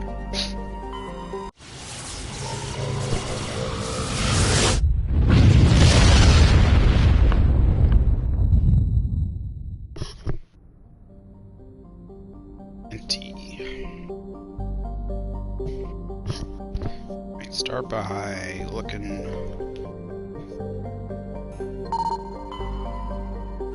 Always check the asteroid belts first. Metal rich. I think we got all the heavy metals we need. We need like light metals, gases, heavy light gases. Or like there's maybe it's like gases and light metals. Can I remember if there's 3 or 4 categories? Usually sculpted.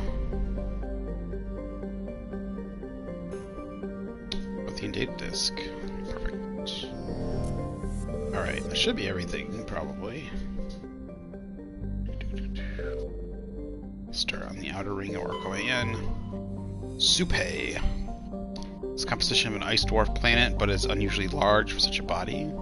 Its atmosphere of krypton, a xenon, frozen surface dotted with deposits composed of potassium, light metals brought to the surface by cryovolcanic processes.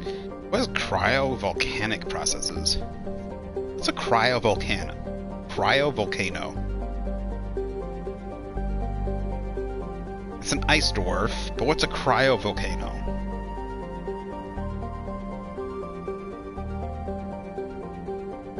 I gotta actually look. I'm gonna look up and see if that's a real thing sometime. Supe's ice surface was often used as a source of potable water by passing merchant vessels. Since the Alliance claimed the intersystem world of Chaska satellites placed in orbit automatically fill any vessel landing on the surface for the massive water removed from the surface. Interesting. Exogeny has had a difficult time keeping these satellites operational. They often meet with quote-unquote accidents caused by impact with adjacent ship debris. Light metal surveyed. Got some magnesiums.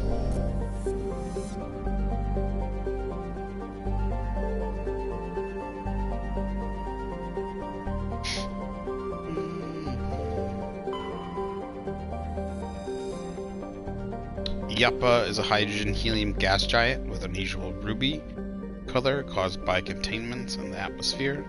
The world has over 120 moons, one of the highest totals of all known systems. Once full development of Chaska colony begins, helium-3 refining infrastructure will be developed in the Yappa. That's ILLA, right? PA? Yeah, I don't understand why for the capital I that they use basically what looks like a slightly lower, smaller L instead of the I that's got the crossbars on the top and the bottom. Hi puppy, what'd you come up here for? I already gave you my pizza crust. What do you want? See, wants a Tintin. Once full development of Chaska colony begins, helium-3 refining infrastructure will be developed at the Yappa system, concentrated on the large ice moon of Canoria.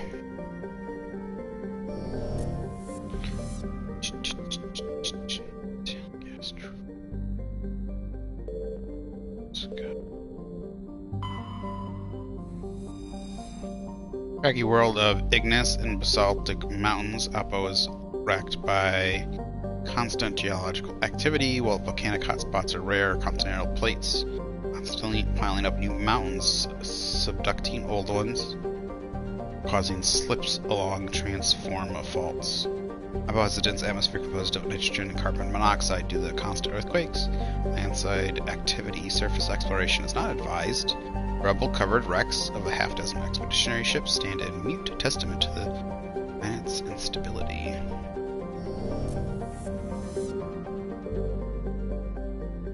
Guessing Chaka is going to be the one that we land on. NT is a terrestrial planet with an atmosphere composed of ammonia and helium. Surface is mainly composed of sodium oxide with deposits of magnesium. Its density is rather low, leaving the planet tie-locked to Matano.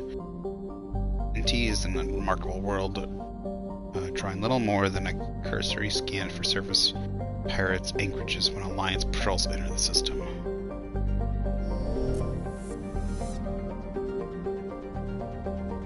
There.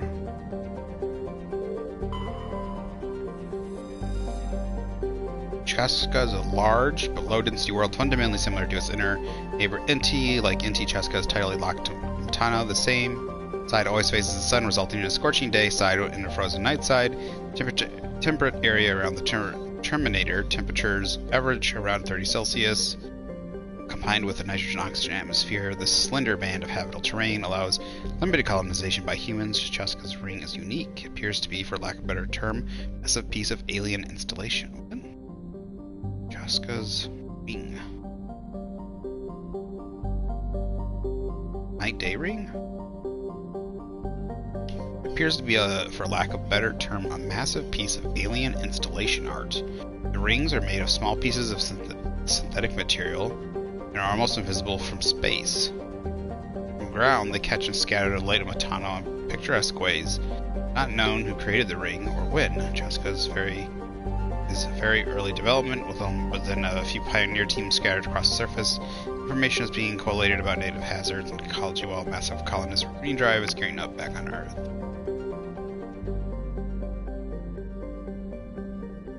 Oh, so I'm guessing the rings are outer space rings, not the ring around the Earth where they can live. Interesting. So instead of naturally forming rings, it's an artificial ring of synthetic material. Interesting. That would be very interesting. It's not like space debris. Like it actually is meant, like it actually catches and like makes colors in the sky and stuff. That's cool. You are a fat dog. You gotta go potty. Gotta go potty. Potty. You're not giving me any. Your tubby is definitely full though. Probably gave you too much to eat. You had dinner not too long ago and you had free pizza crusts. Free pizza crusts. Ooh, this is quite idyllic. Looks very similar. This exact spot looks very similar to the terrain.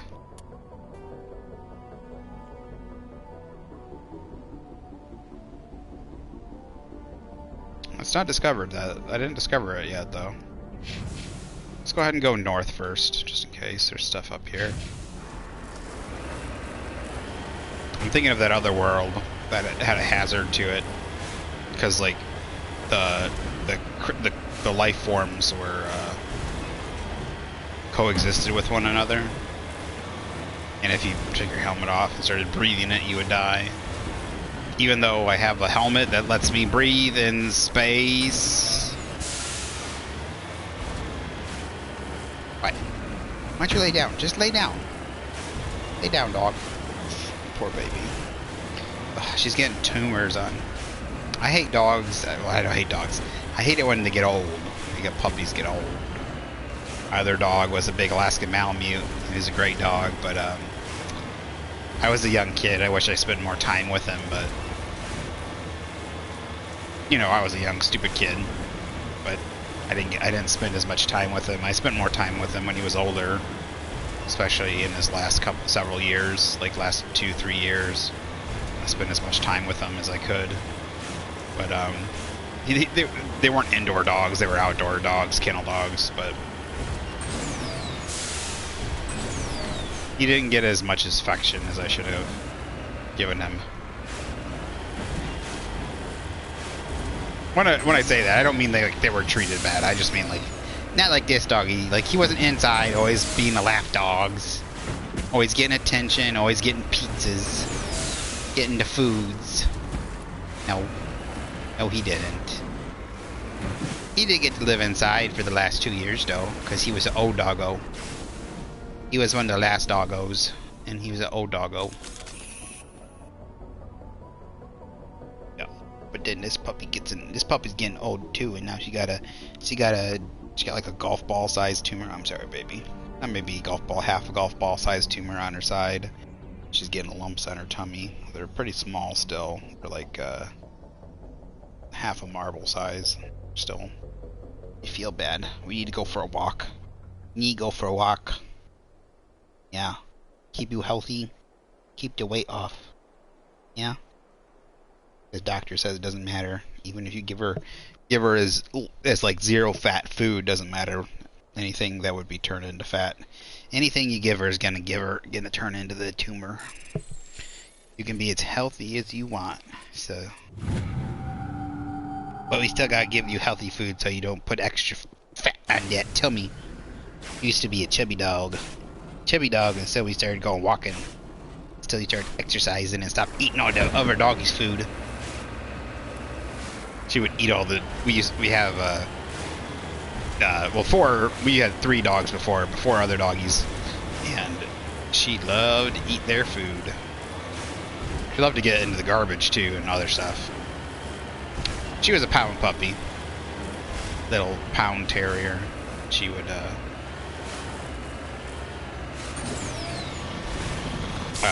she was found in a garbage.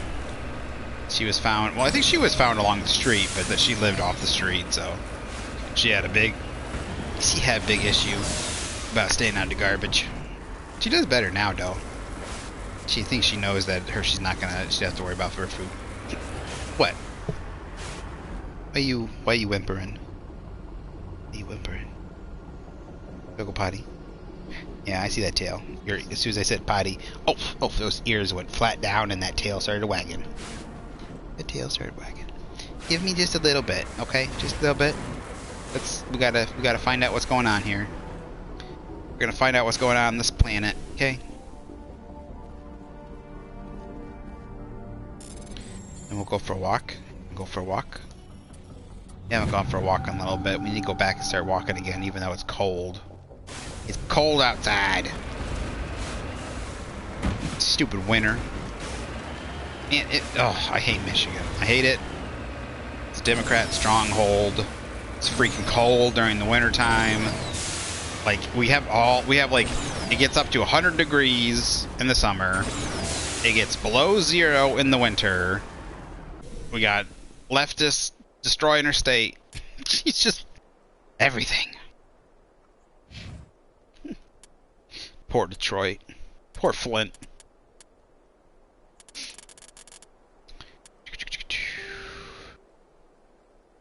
Alright, so we found those 2. Let's go over here then.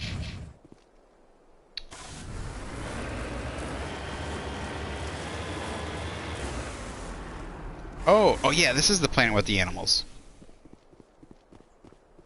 Look at that. Ooh. They could have done a little bit better on the design of the animal, I think. It's not the worst thing. First of all, like, what the fuck is it eating? Is it a grazer? Looks like it. But why does it, like, what does it need those arms for? You know, it looks like kind of like a fox horse, basically. Well, look, it's got cloved. Hello, cloved? I think it got backwards hooves, doesn't it? It's also got like backwards hooves. I mean, it's 2009. It's not bad. I mean, what was it? It's not the end of the world. Kind of looks like a creature from what was that game? That game with like billions of planets and No Man's Sky. Except someone actually purposely designed this.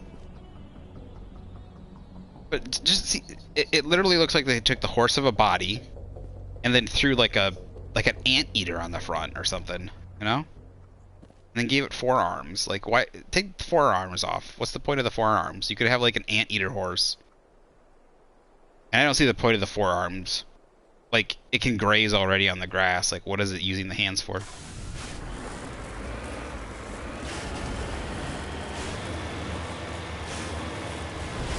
I also noticed one is always funny that there's no jungles, there's no... This, get out, oh shoot, this is probably not good. Okay, we got out. Hold your horses, stop your whining. If you're gonna whine, go lay down. Oh, ow! It's probably the civilian structure. Just put your foot right in my crotch, dog. You're gonna have crotch paw now.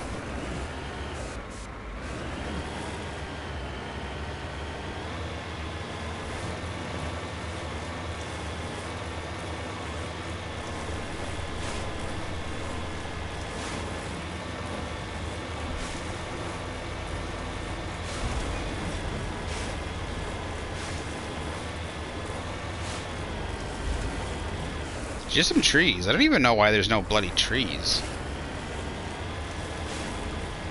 Well, I know why. Like I said, it's an older game. Don't get me wrong. What happened to this colony? I've got a bad feeling about this. Just the fact that it's got like pseudo... Yeah, there's enemies up there. Shh.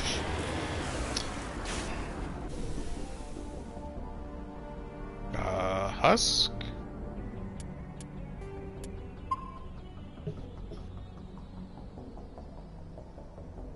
I was gonna say back in 2009 that the fact that it was like this RPG with like pseudo open areas for you to kind of explore. You know, unfortunately, it'd be nice if there was a bit more in them to explore, but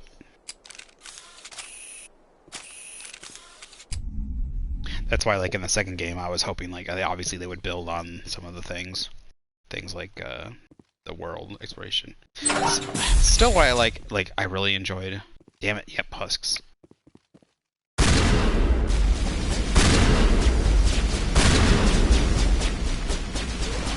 That's why I like Andromeda, is because they kind of did build on that and the environments and varied them up more and stuff. I mean, that's why I loved the environments and stuff like that, and some of the... They're not the best games, but in the end, like, I like the open worldness and stuff of Dragon Age Inquisition. The maps and areas are at least interesting.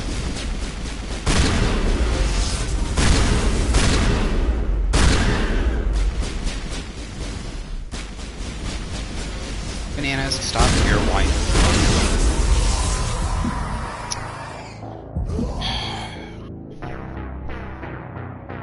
They could have debuffed the husks too, like that. They could have fixed the husks. Like, I know I'm playing on the hardest difficulty. Don't get me wrong. I need to go get better armor. I could probably have better protection / shielding right now, plus more stuff equipped to my armor. I could have more shields, more regen, stuff like that.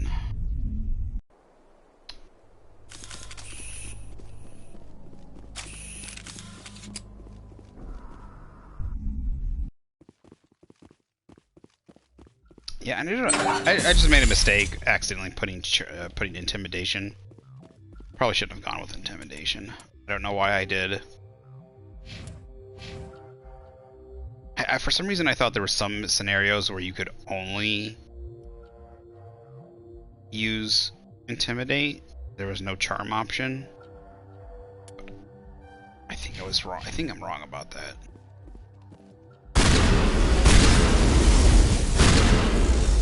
Yeah, that stupid shield explosion should not, like... First of all, it can hit you through stuff. So, like, I was on the opposite side of this, and some fucking husk used its shield, that fucking thing, And I was on the other side and it fucking killed me.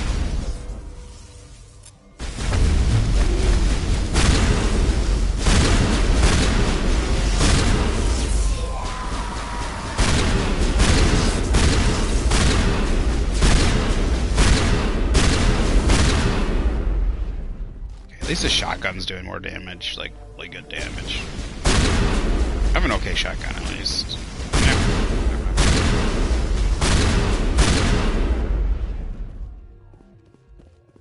Got the charge. It's not overcharging, so.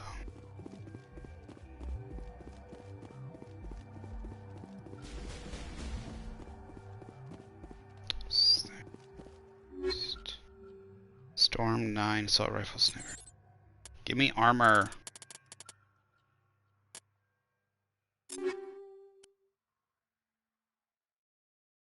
How can that Storm 9 not HMWSG?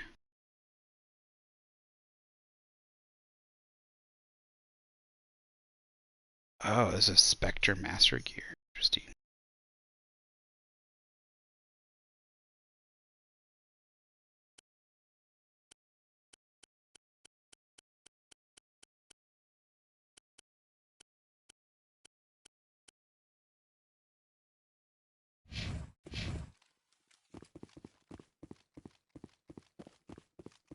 Let's go see if I can get more Spectre stuff.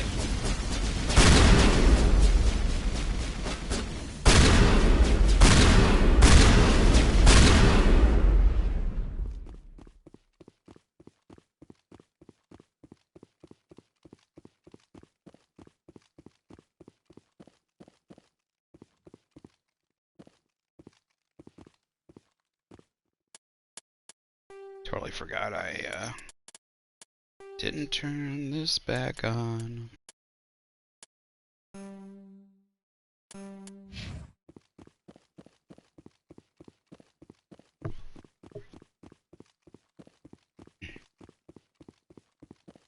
Don't see any more enemies. Biotic, okay. Don't mind that stuff. Really use a medium. But my stuff's probably better still.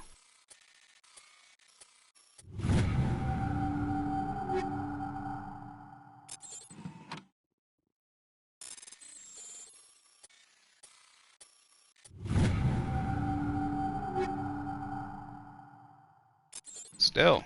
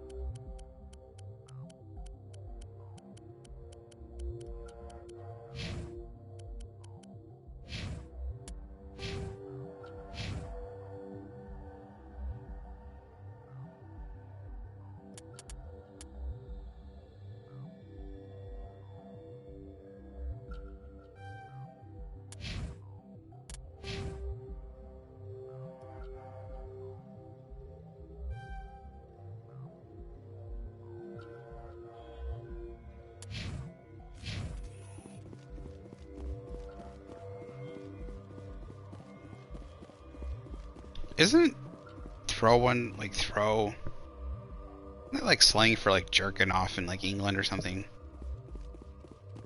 I don't know. It's like I don't know, the way it said like allows the power magnitude of throw and then allows you to throw more often. Maybe I'm wrong. Maybe it's jerk still.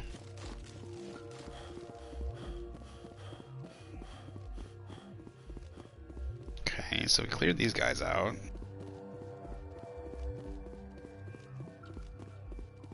What's going on? Alright, so seems like it was just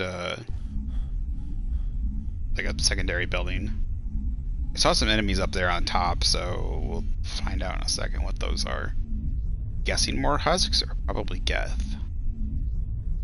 I think mainly whenever you run into husk, if anything is with them, it's most likely Geth.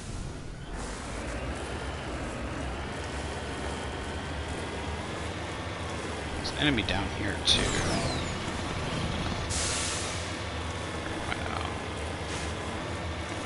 Stuff I can get. It's a husk. Goddess have mercy.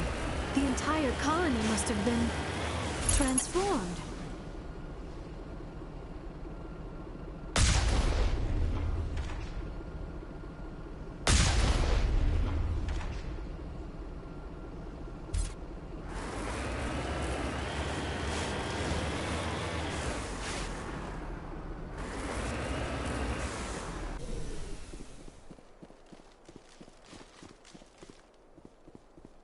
Gonna be 3 buildings for me to go in.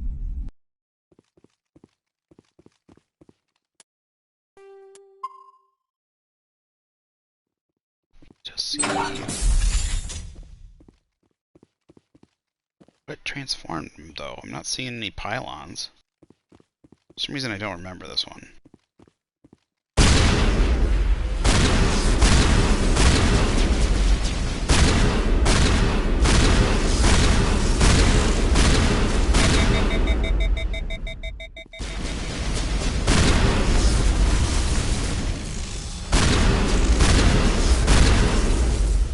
Go for the headshots.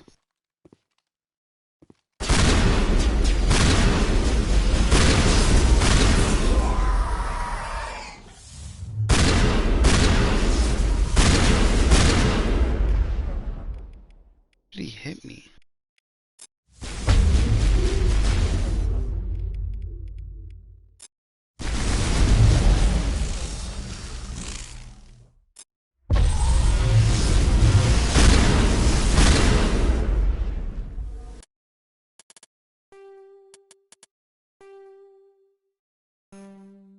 I don't think that they use any other powers there. Clear. Fire your way through the hostile transformed colonists while searching for survivors.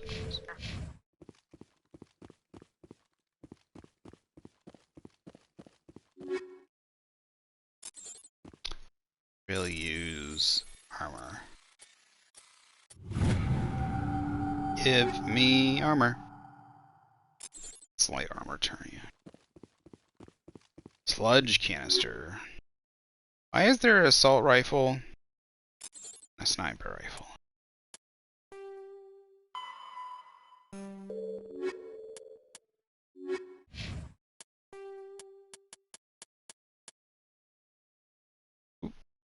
We got the 20, we got rare earths.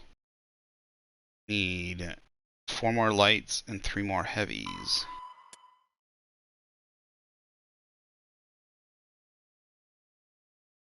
Gases. Rare earths. Close.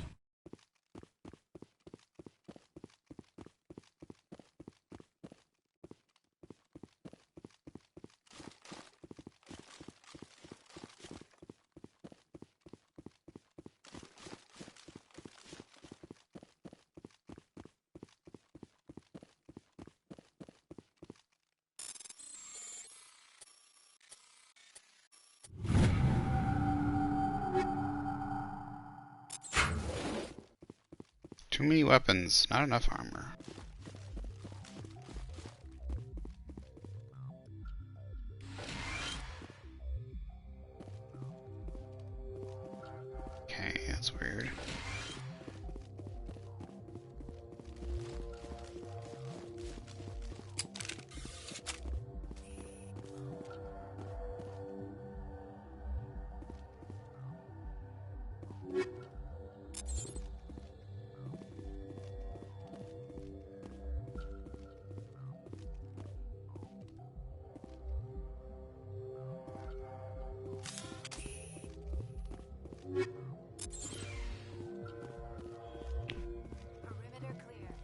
I got everything.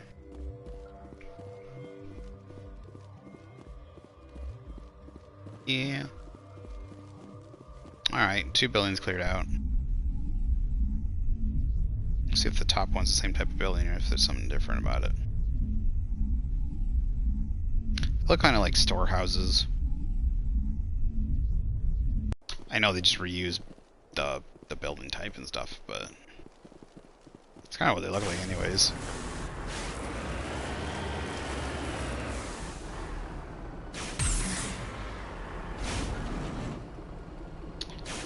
Uh-huh.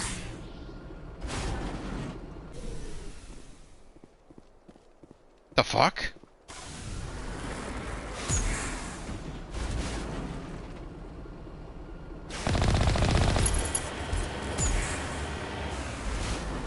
Okay. Yeah, something was up. I don't know if I want to save right away now. I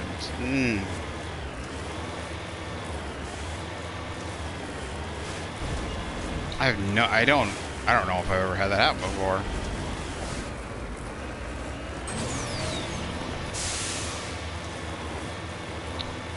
I don't think I'm going to be able to climb this. Maybe? Try and get some of these.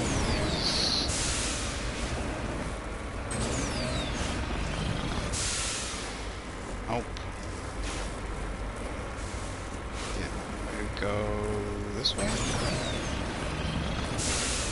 Oh, come on, come on, come on, come on. There we go, there we go. Yeah. I'm going to turn to the right.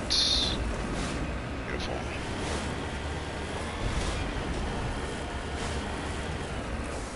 Why the heck would you put your building up here? You know? Seems like it'd be impossible to get your vehicle up. There we go, there's some spikes.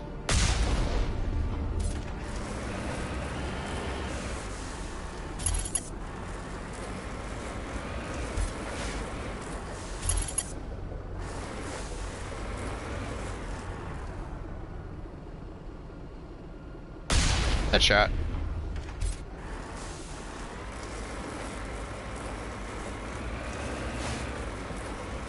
This time, let's put it a little bit further away. Maybe, I don't know, maybe there was supposed to be something underneath.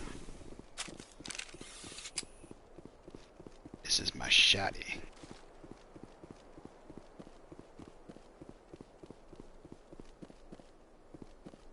Oh, that's a flying vehicle. That's what that is.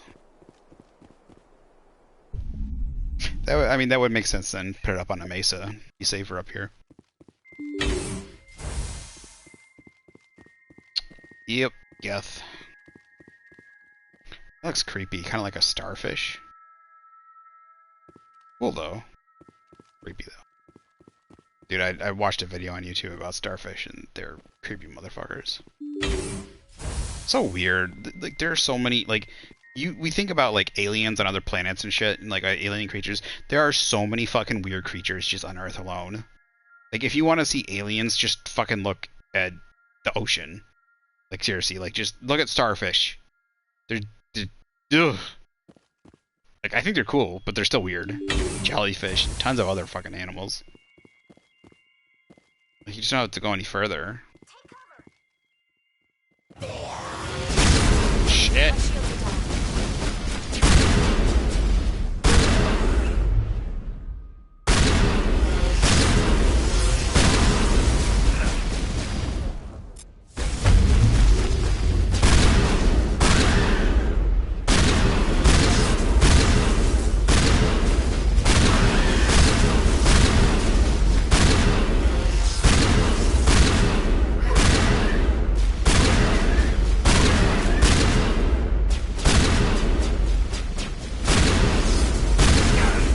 Shit. You guys think you could have warned me about that one?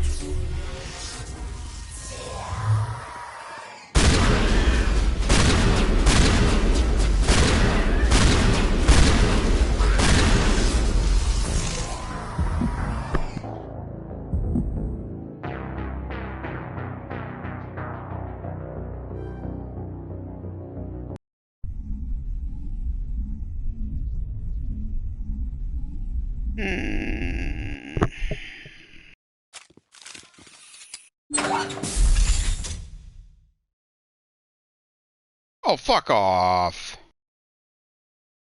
Jesus Christ. The autosave, where it fucking autosaves, what a... Another fucking thing. The stupid... Oh, Jesus Christ. They could have added in a quick save feature. They could have fucking autosaves could have been... So many fucking shit. So much shit. Every time I go into a goddamn building, I shouldn't have to be saving. It's so fucking annoying. It just takes you out of the game constantly. Gotta save, gotta save, gotta save, gotta save, gotta save, gotta save. There's so much you could have done with the game.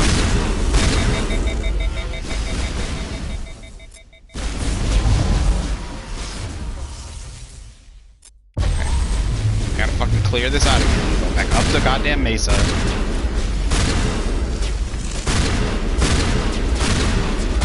Just because one motherfucker decided to come up from behind me and one-shot me with the fucking OP move that should have been dumbed down by a fucking programmer that was too fucking lazy to do it.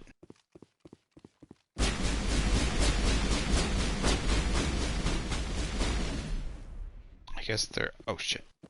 I guess there are people husks up there? He must have come down last time.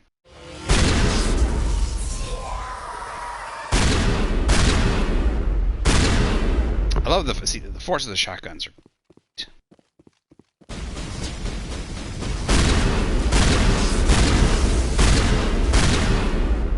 First game had a lot of stuff great when it came to like power and force and uses of the weapons.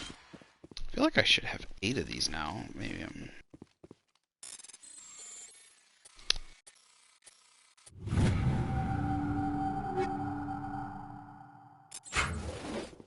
Probably most of the items that I got last time are going to be totally fucking different now. Like, I don't think there's anything I really cared about. I didn't get like any new medical interfaces or anything. Those are the same, the upgrade kits, the sledgehammer rounds.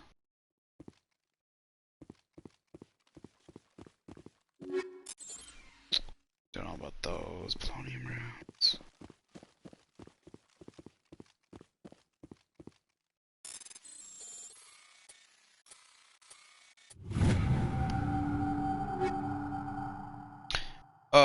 Nope. Turian. I thought we got some human armor. Maybe this is settled. Like, this is all the same stuff no matter what. No, noticeably, like, we got Turian armor again. And, some of the stuff in the upgrade kit seemed the same, so...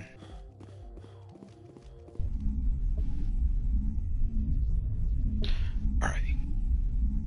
Gotta remember, manually save before we go on the next building. That way, if a husk decides to sneak up behind me, fucking do its overpowered move, don't have to fucking reload all the way back to... Oh shit. I really hope this is not stuck this time. Oh. Goody. No graphical glitches this round. Well, let's try this again, because it worked last time. I think we went up this little bit right here.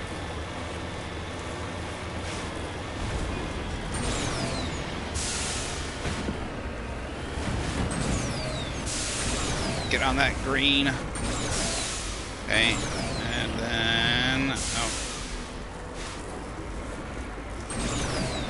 Work our way up that way, and then back. That way. There we go. Good girl. Get up there.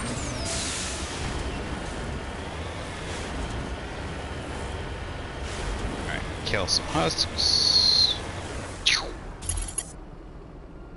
And go pop. And pop. What's that last one?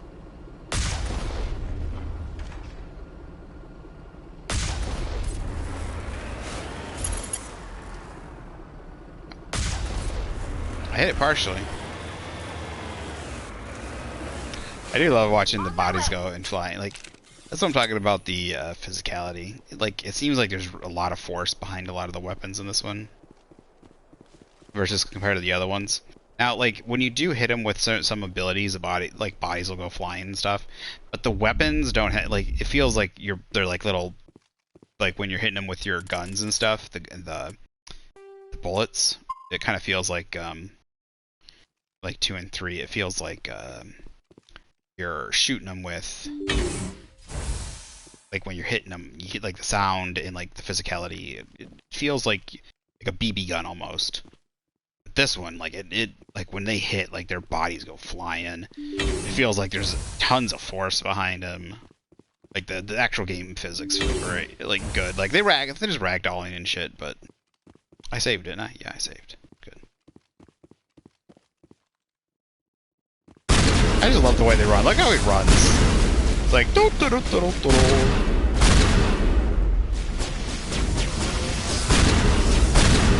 Shit.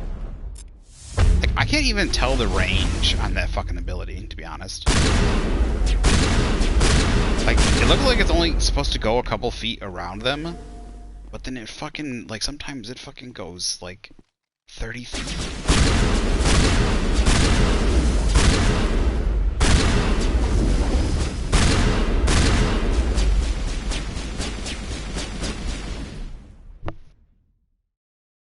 Come on. Dude, we got a fucking gunfight going here, guys. Let's go. I've got all day. There we go. Anybody else?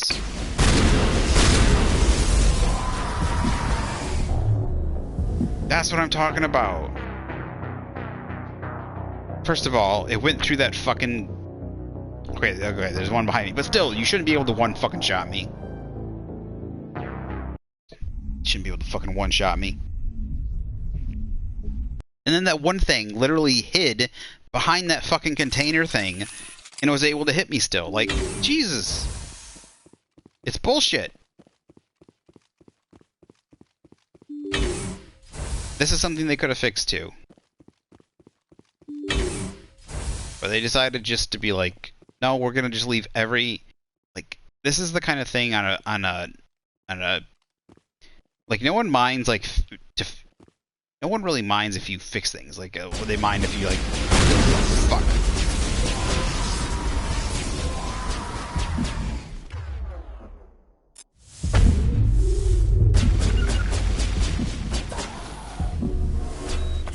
People mind if you try to fix things and then fucking break it, but that's different. But, like...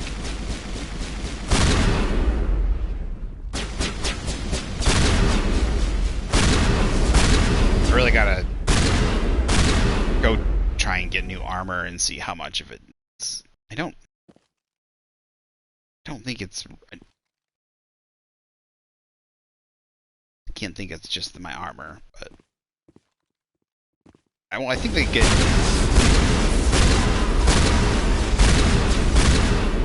I think they do get harder based on level, like they level up with you. But I could be wrong.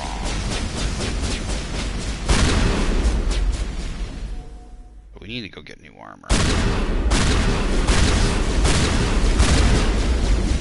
need to go hit up a port and get new armor. Got okay weapons, so we need new armor. Paying too much attention to the... Paying too attention to the Quarian armor, not my own.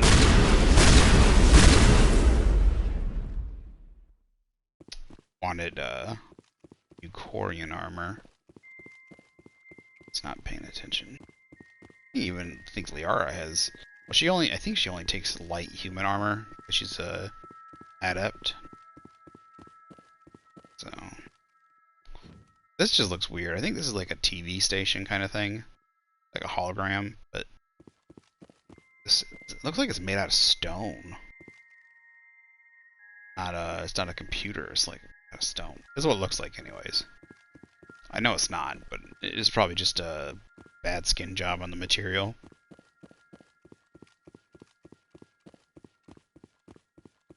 Alright, finally got that done. I've seen these in a couple things too. Are these like generators or something? That's what they kind of look like.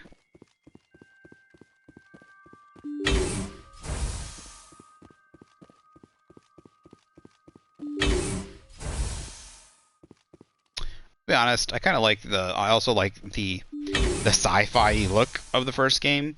Some of the armors and stuff look cool, but sometimes the overall look of the world in Mass Effect kind of took I won't say a downturn, but I kind of like the more sleek style of armor and stuff like this. Like I like the sleekness. I liked the more realistic. It kind of looks like, it almost looks like technology that would be real, or not. I won't say be real, but it looks like something that like could really be developed, right?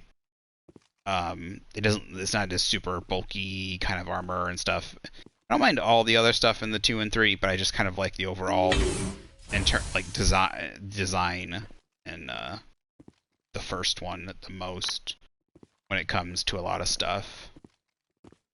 Obviously, like the way they just kind of made inner layouts wasn't the best, but this looks like it could be like something that you actually drop off.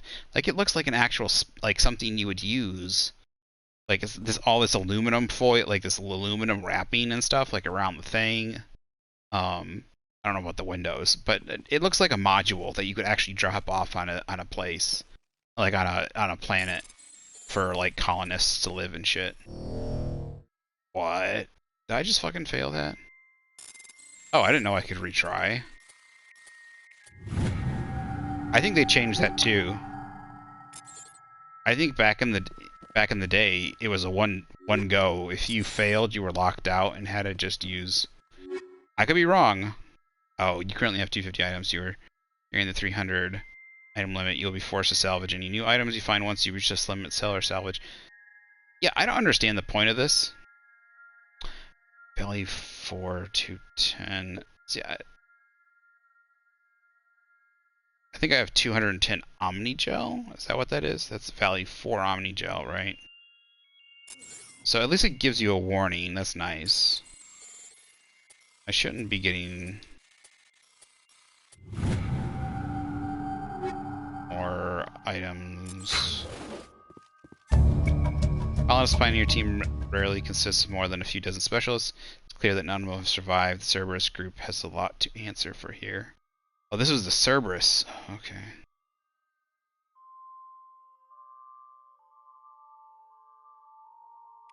This was the information we got about the Cerberus team when we are the 300 item limit, so we're good still. 255.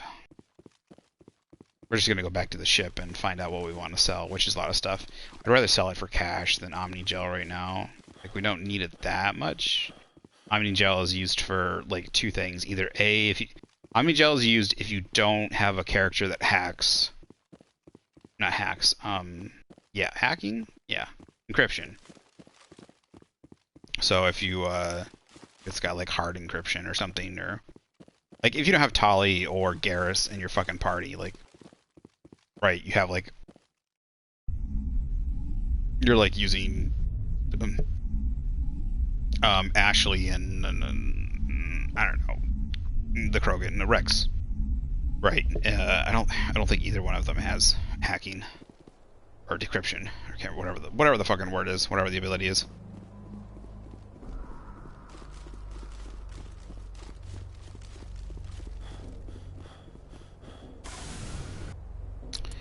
Alright, so we found the Cerberus. This was the...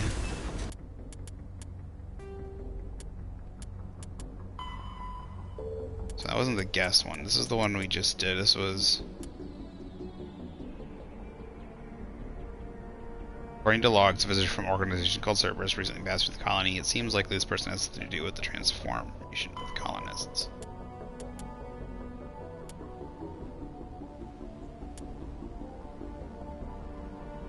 Logs mentioned something about the Patano.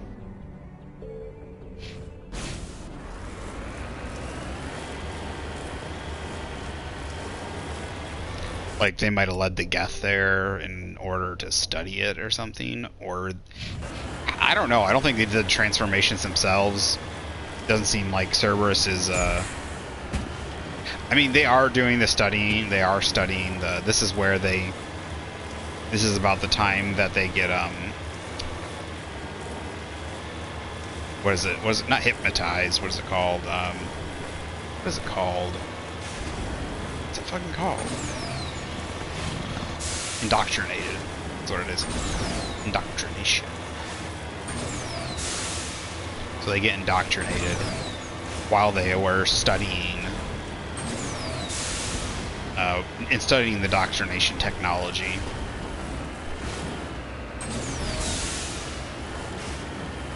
At first they think they're in control of it,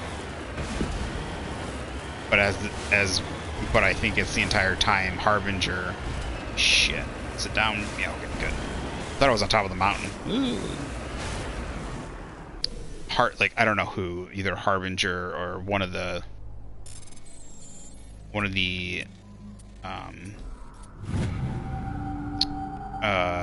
Reapers, or just the Reapers in general, are using them.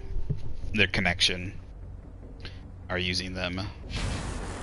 Well, like, you know, they're studying the technology and stuff, and they slowly become indoctrinated themselves, and then they start using the humans that are indoctrinated Cerberus. They think they can control it, but they slowly they lose themselves to the indoctrination. So right now, they're probably studying it and stuff, and, like, they're slowly, like, the indoctrination is somewhat taking over.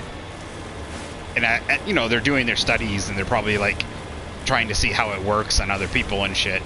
And then in the second game is when go this way. Second game is when you see, like, the eyes, the blue eyes of the, what's his name? Not the Invisible Man. What is he? Something Man. I can't remember his name now. What he's called. I love the voice actor. I can't. It's not Charlie Sheen. It's Charlie Sheen's father, Martin Sheen. I'll say it's Martin Sheen. He does a great job. Is it the Invisible Man? It's not the Invisible Man. What is it? It's ugh,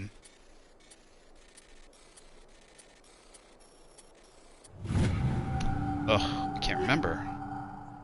Yes, I know. I know. Fuck off. You know what would have been better? Is put an item amount indicator saying 300, like 250 of 300 in my fucking inventory. You know, so when I go to this menu, or when I go to my equipment menu, there at the bottom it says 200 out of 300, 250 out of 300. So you wouldn't constantly happen to be, and then maybe you throw that warning up when you're getting to like 280 or 275 or something. That way you know within the next couple items you loot, you're going to have to start wasting items that are probably better than the items you already have in your inventory. Like, jeez. Or I would have, if I saw that, if they could have, that could have done that too. They could have added that to the HUD. A simple thing showing how many items. These are probably simple things people talked about when the game first came out. Like, yeah, the item management in this game, when it came, like, I didn't find it that bad, because, like, well, that's not true. It was manageable, but it was not good. Like, you could figure things out, it just wasn't good. But it wasn't good. Plenty of systems obviously did it better. Even the old KOTOR systems they have, like the old KOTOR Knights of the Old Republic games, as far as I remember, probably did it better. Just a simple, you know, like being able to, when you sell items, for some reason, you can arrange them by level, arrange them by price, you can arrange them by different things. But you can't do that in your own inventory, just when you're selling them. Like, why? Why? Why would you not implement that into every facet of the game where you would think that would be useful? Oh, come on, just get up there. Thank you. You would think, well, this is obviously going to be useful in your inventory. Ooh, another pyramid. I love these pyramids. This makes me feel like ancient cultures. I was just listening to Gary and Nerdrotic with who was it? Adam and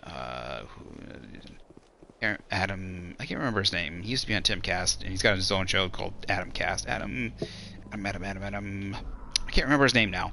And Quarterback Garrett. Used to be on Crowder, but he's got his own channel now and stuff, and he's working with Gary at Nerdrotic.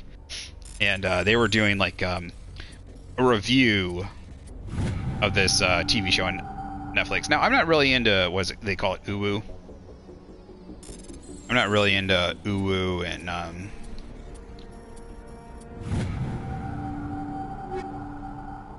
and like aliens and stuff like that, but like ancient civilizations and stuff like that, and what possibly could be and stuff like that, I like.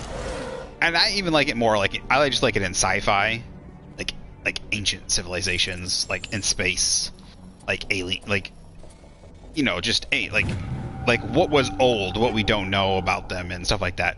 So I love it, like when you find like pyramids and stuff like this. Like this is even like a technological race, and they have like pyramid. What is this? This isn't a pyramid. Not an acropolis. Here, there's. It should tell you when I get to the top, I think. Is there a thing up here? No. Oh no, not this one. The last one we went to had a thing at the top. I can't remember what it's called. This isn't a pyramid. I don't think it goes below. But anyways, like ancient structures and stuff like this. So, like I like going to like old archaeological stuff. But it's just even more fun when it's in space with aliens and not just human like civilizations that are like 12,000 years old, and like they find one that's like then 15,000 years old, and there's like no way, there's no possible way that there's civilizations that like old and stuff like that. And they were talking about it. I can't remember what the Netflix show was called. I think it was called Ancient Apocalypses or something like that, about like certain apocalypses, like possibly like the meteor that like a great flood back like 12,000 years ago when the ice caps melted and stuff, and maybe a flood that happened, or floods that happened and wiped out certain groups, or meteors that, you know, wiped out a civilization almost 20 years ago, and theories and ideas that they might have that, you know, certain people kind of want scientists to look into, but since they've like decided what the they're like, no, it never happened. Like there's facts, there's certain things, there's like facts, like we know certain things have been dated to be like 15,000 years or 20,000 years, but they say like structures and like certain structures and cities that they found, or buildings and stuff, and you know, civilizations, certain things that they found that are too old, that are older than certain civilizations, and they couldn't be just by like older hunter-gatherer tribes and stuff, and all that, and they want you know, scientists and archaeologists to look into it and stuff, but they've decided a lot of times they can't get them to do it because they think they're just crazy people or whatever. But I like that, like I like that kind of stuff, like in space, like finding like a old alien like colony that's like overrun and run down, and like what happened here. That's why I love the stuff that like with the Protheans and in this game too, like what happened 50,000 years ago or further, you know, like, or like, yeah, stuff like that. Like, I love it. I just love it. Now, I wish it would be nice if there was still a little bit more shrouded in mystery in some things, or maybe like a little bit, like there's some of the DLC I haven't got to do, so that'll be fun when we get to Mass Effect 3. But yeah. But I love that kind of stuff, like being able to actually play with the Prothean. Oh, that was so fun in Mass Effect 3. Being actually able to see a lot of the Prothean stuff. I wanted to be able to see more of the Prothean, like I wanted to play more around in Prothean, ancient Prothean cities and stuff like that. That's really my jam. Being able to play around in like old stuff, being able to find things, mysteries, traps, like Indiana Jones kind of stuff in space. A lot of fun like that. It doesn't have to be quite. It doesn't have to be. Turn back, Commander. You're going beyond the range of the operational area. Yeah. Shut up. It doesn't have to be quite like a little bit more like like a little. I wish they added a little bit more of Nathan Drake, or Drake's Fortune, and what is it? The series, the Fortune. What was that series? The PlayStation series, basically Indiana Jones. Drake's Fortune, I think it is. That's just the first one, I think it is. I think that's just Thief. No, that's what is it? What is it? Uncharted. That's what it is.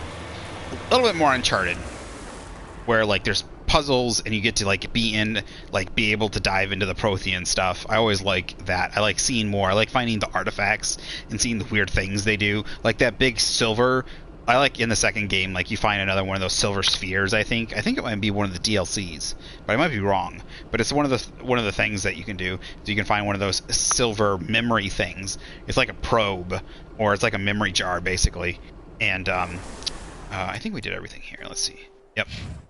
And you can actually collect it. You go to it and you like touch it, and it like shrinks. It's like a big metal sphere, and then it shrinks into a smaller metal sphere, and then you can actually put it on your ship and like find artifacts and stuff like that. And I like digging into that stuff. I like kind of like piecing together the past, and it'd be interesting to see like how they interacted with humans, or that's why I even like some of the lore behind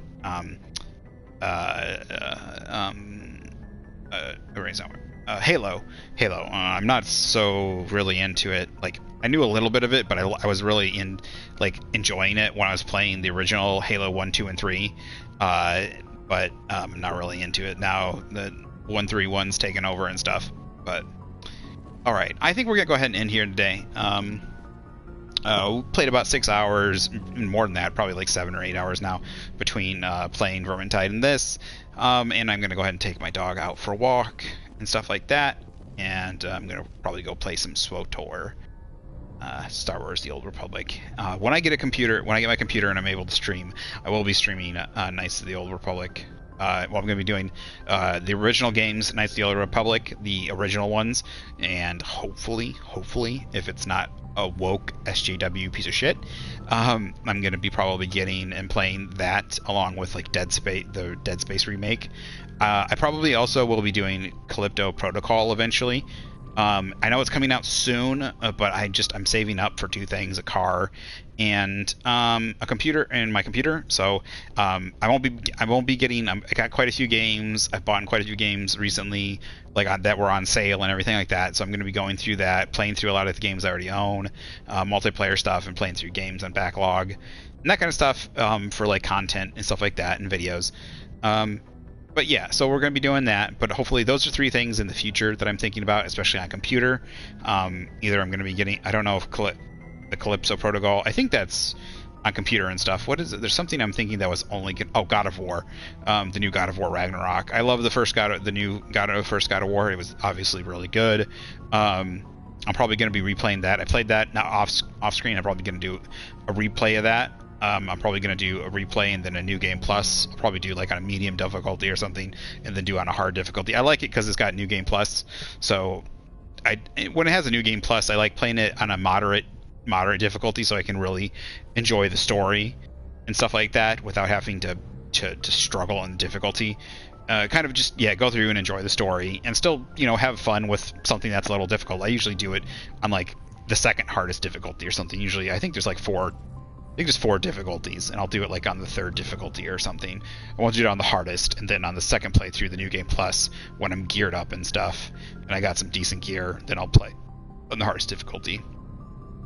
I'm only playing this on the hardest difficulty because, well, I've played it so many times that I think I'm used to it. I know how to play it.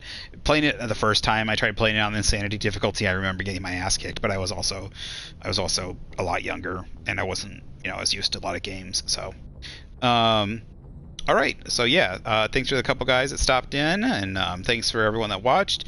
If you're watching on YouTube or Twitch, I probably should start doing these at the beginning of the thing instead, but it feels like they're annoying and I always forget.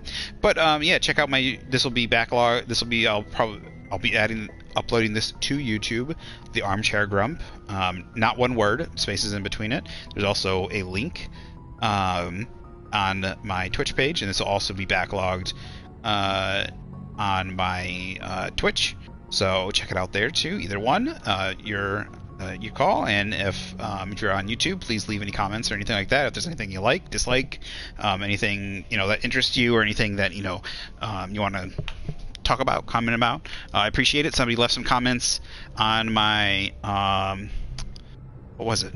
What's it called? What is it? My brain's not working now. Strange Brigade.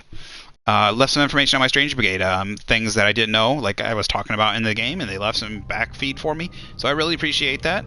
And I'm gonna go looking to figure out how to do it now. Talking about how to like make it so there's more enemies in the game. Apparently, you can like increase the enemy number and stuff like that without difficulty increasing and stuff like that. So it might be only in certain modes. I'm not sure. I'm gonna go through and check. But yeah, so they left some feedback, and I appreciate that. So that's cool. Yeah, and I should be back tomorrow. Tomorrow's Tuesday, I think. Yeah, today's Wednesday to Monday. So yeah, I think I'll be back tomorrow. We'll probably be playing. I'm not sure if we'll be playing a little bit less. Otherwise, if I'm not playing any multiplayer stuff, then we'll probably be playing just some Mass Effect. Otherwise, there might be some chance that we're back with some Overwatch and then some Mass Effect, or my Overwatch and Vermintide. I'm not quite sure yet. Depending on who we're playing with, what friends might be on, and if they want to play or not. So, all right. Thanks for watching. Check out my Twitch and YouTube. Obviously, here if you're at Twitch, you know, just check out my backlog, or go to my link, or just type in the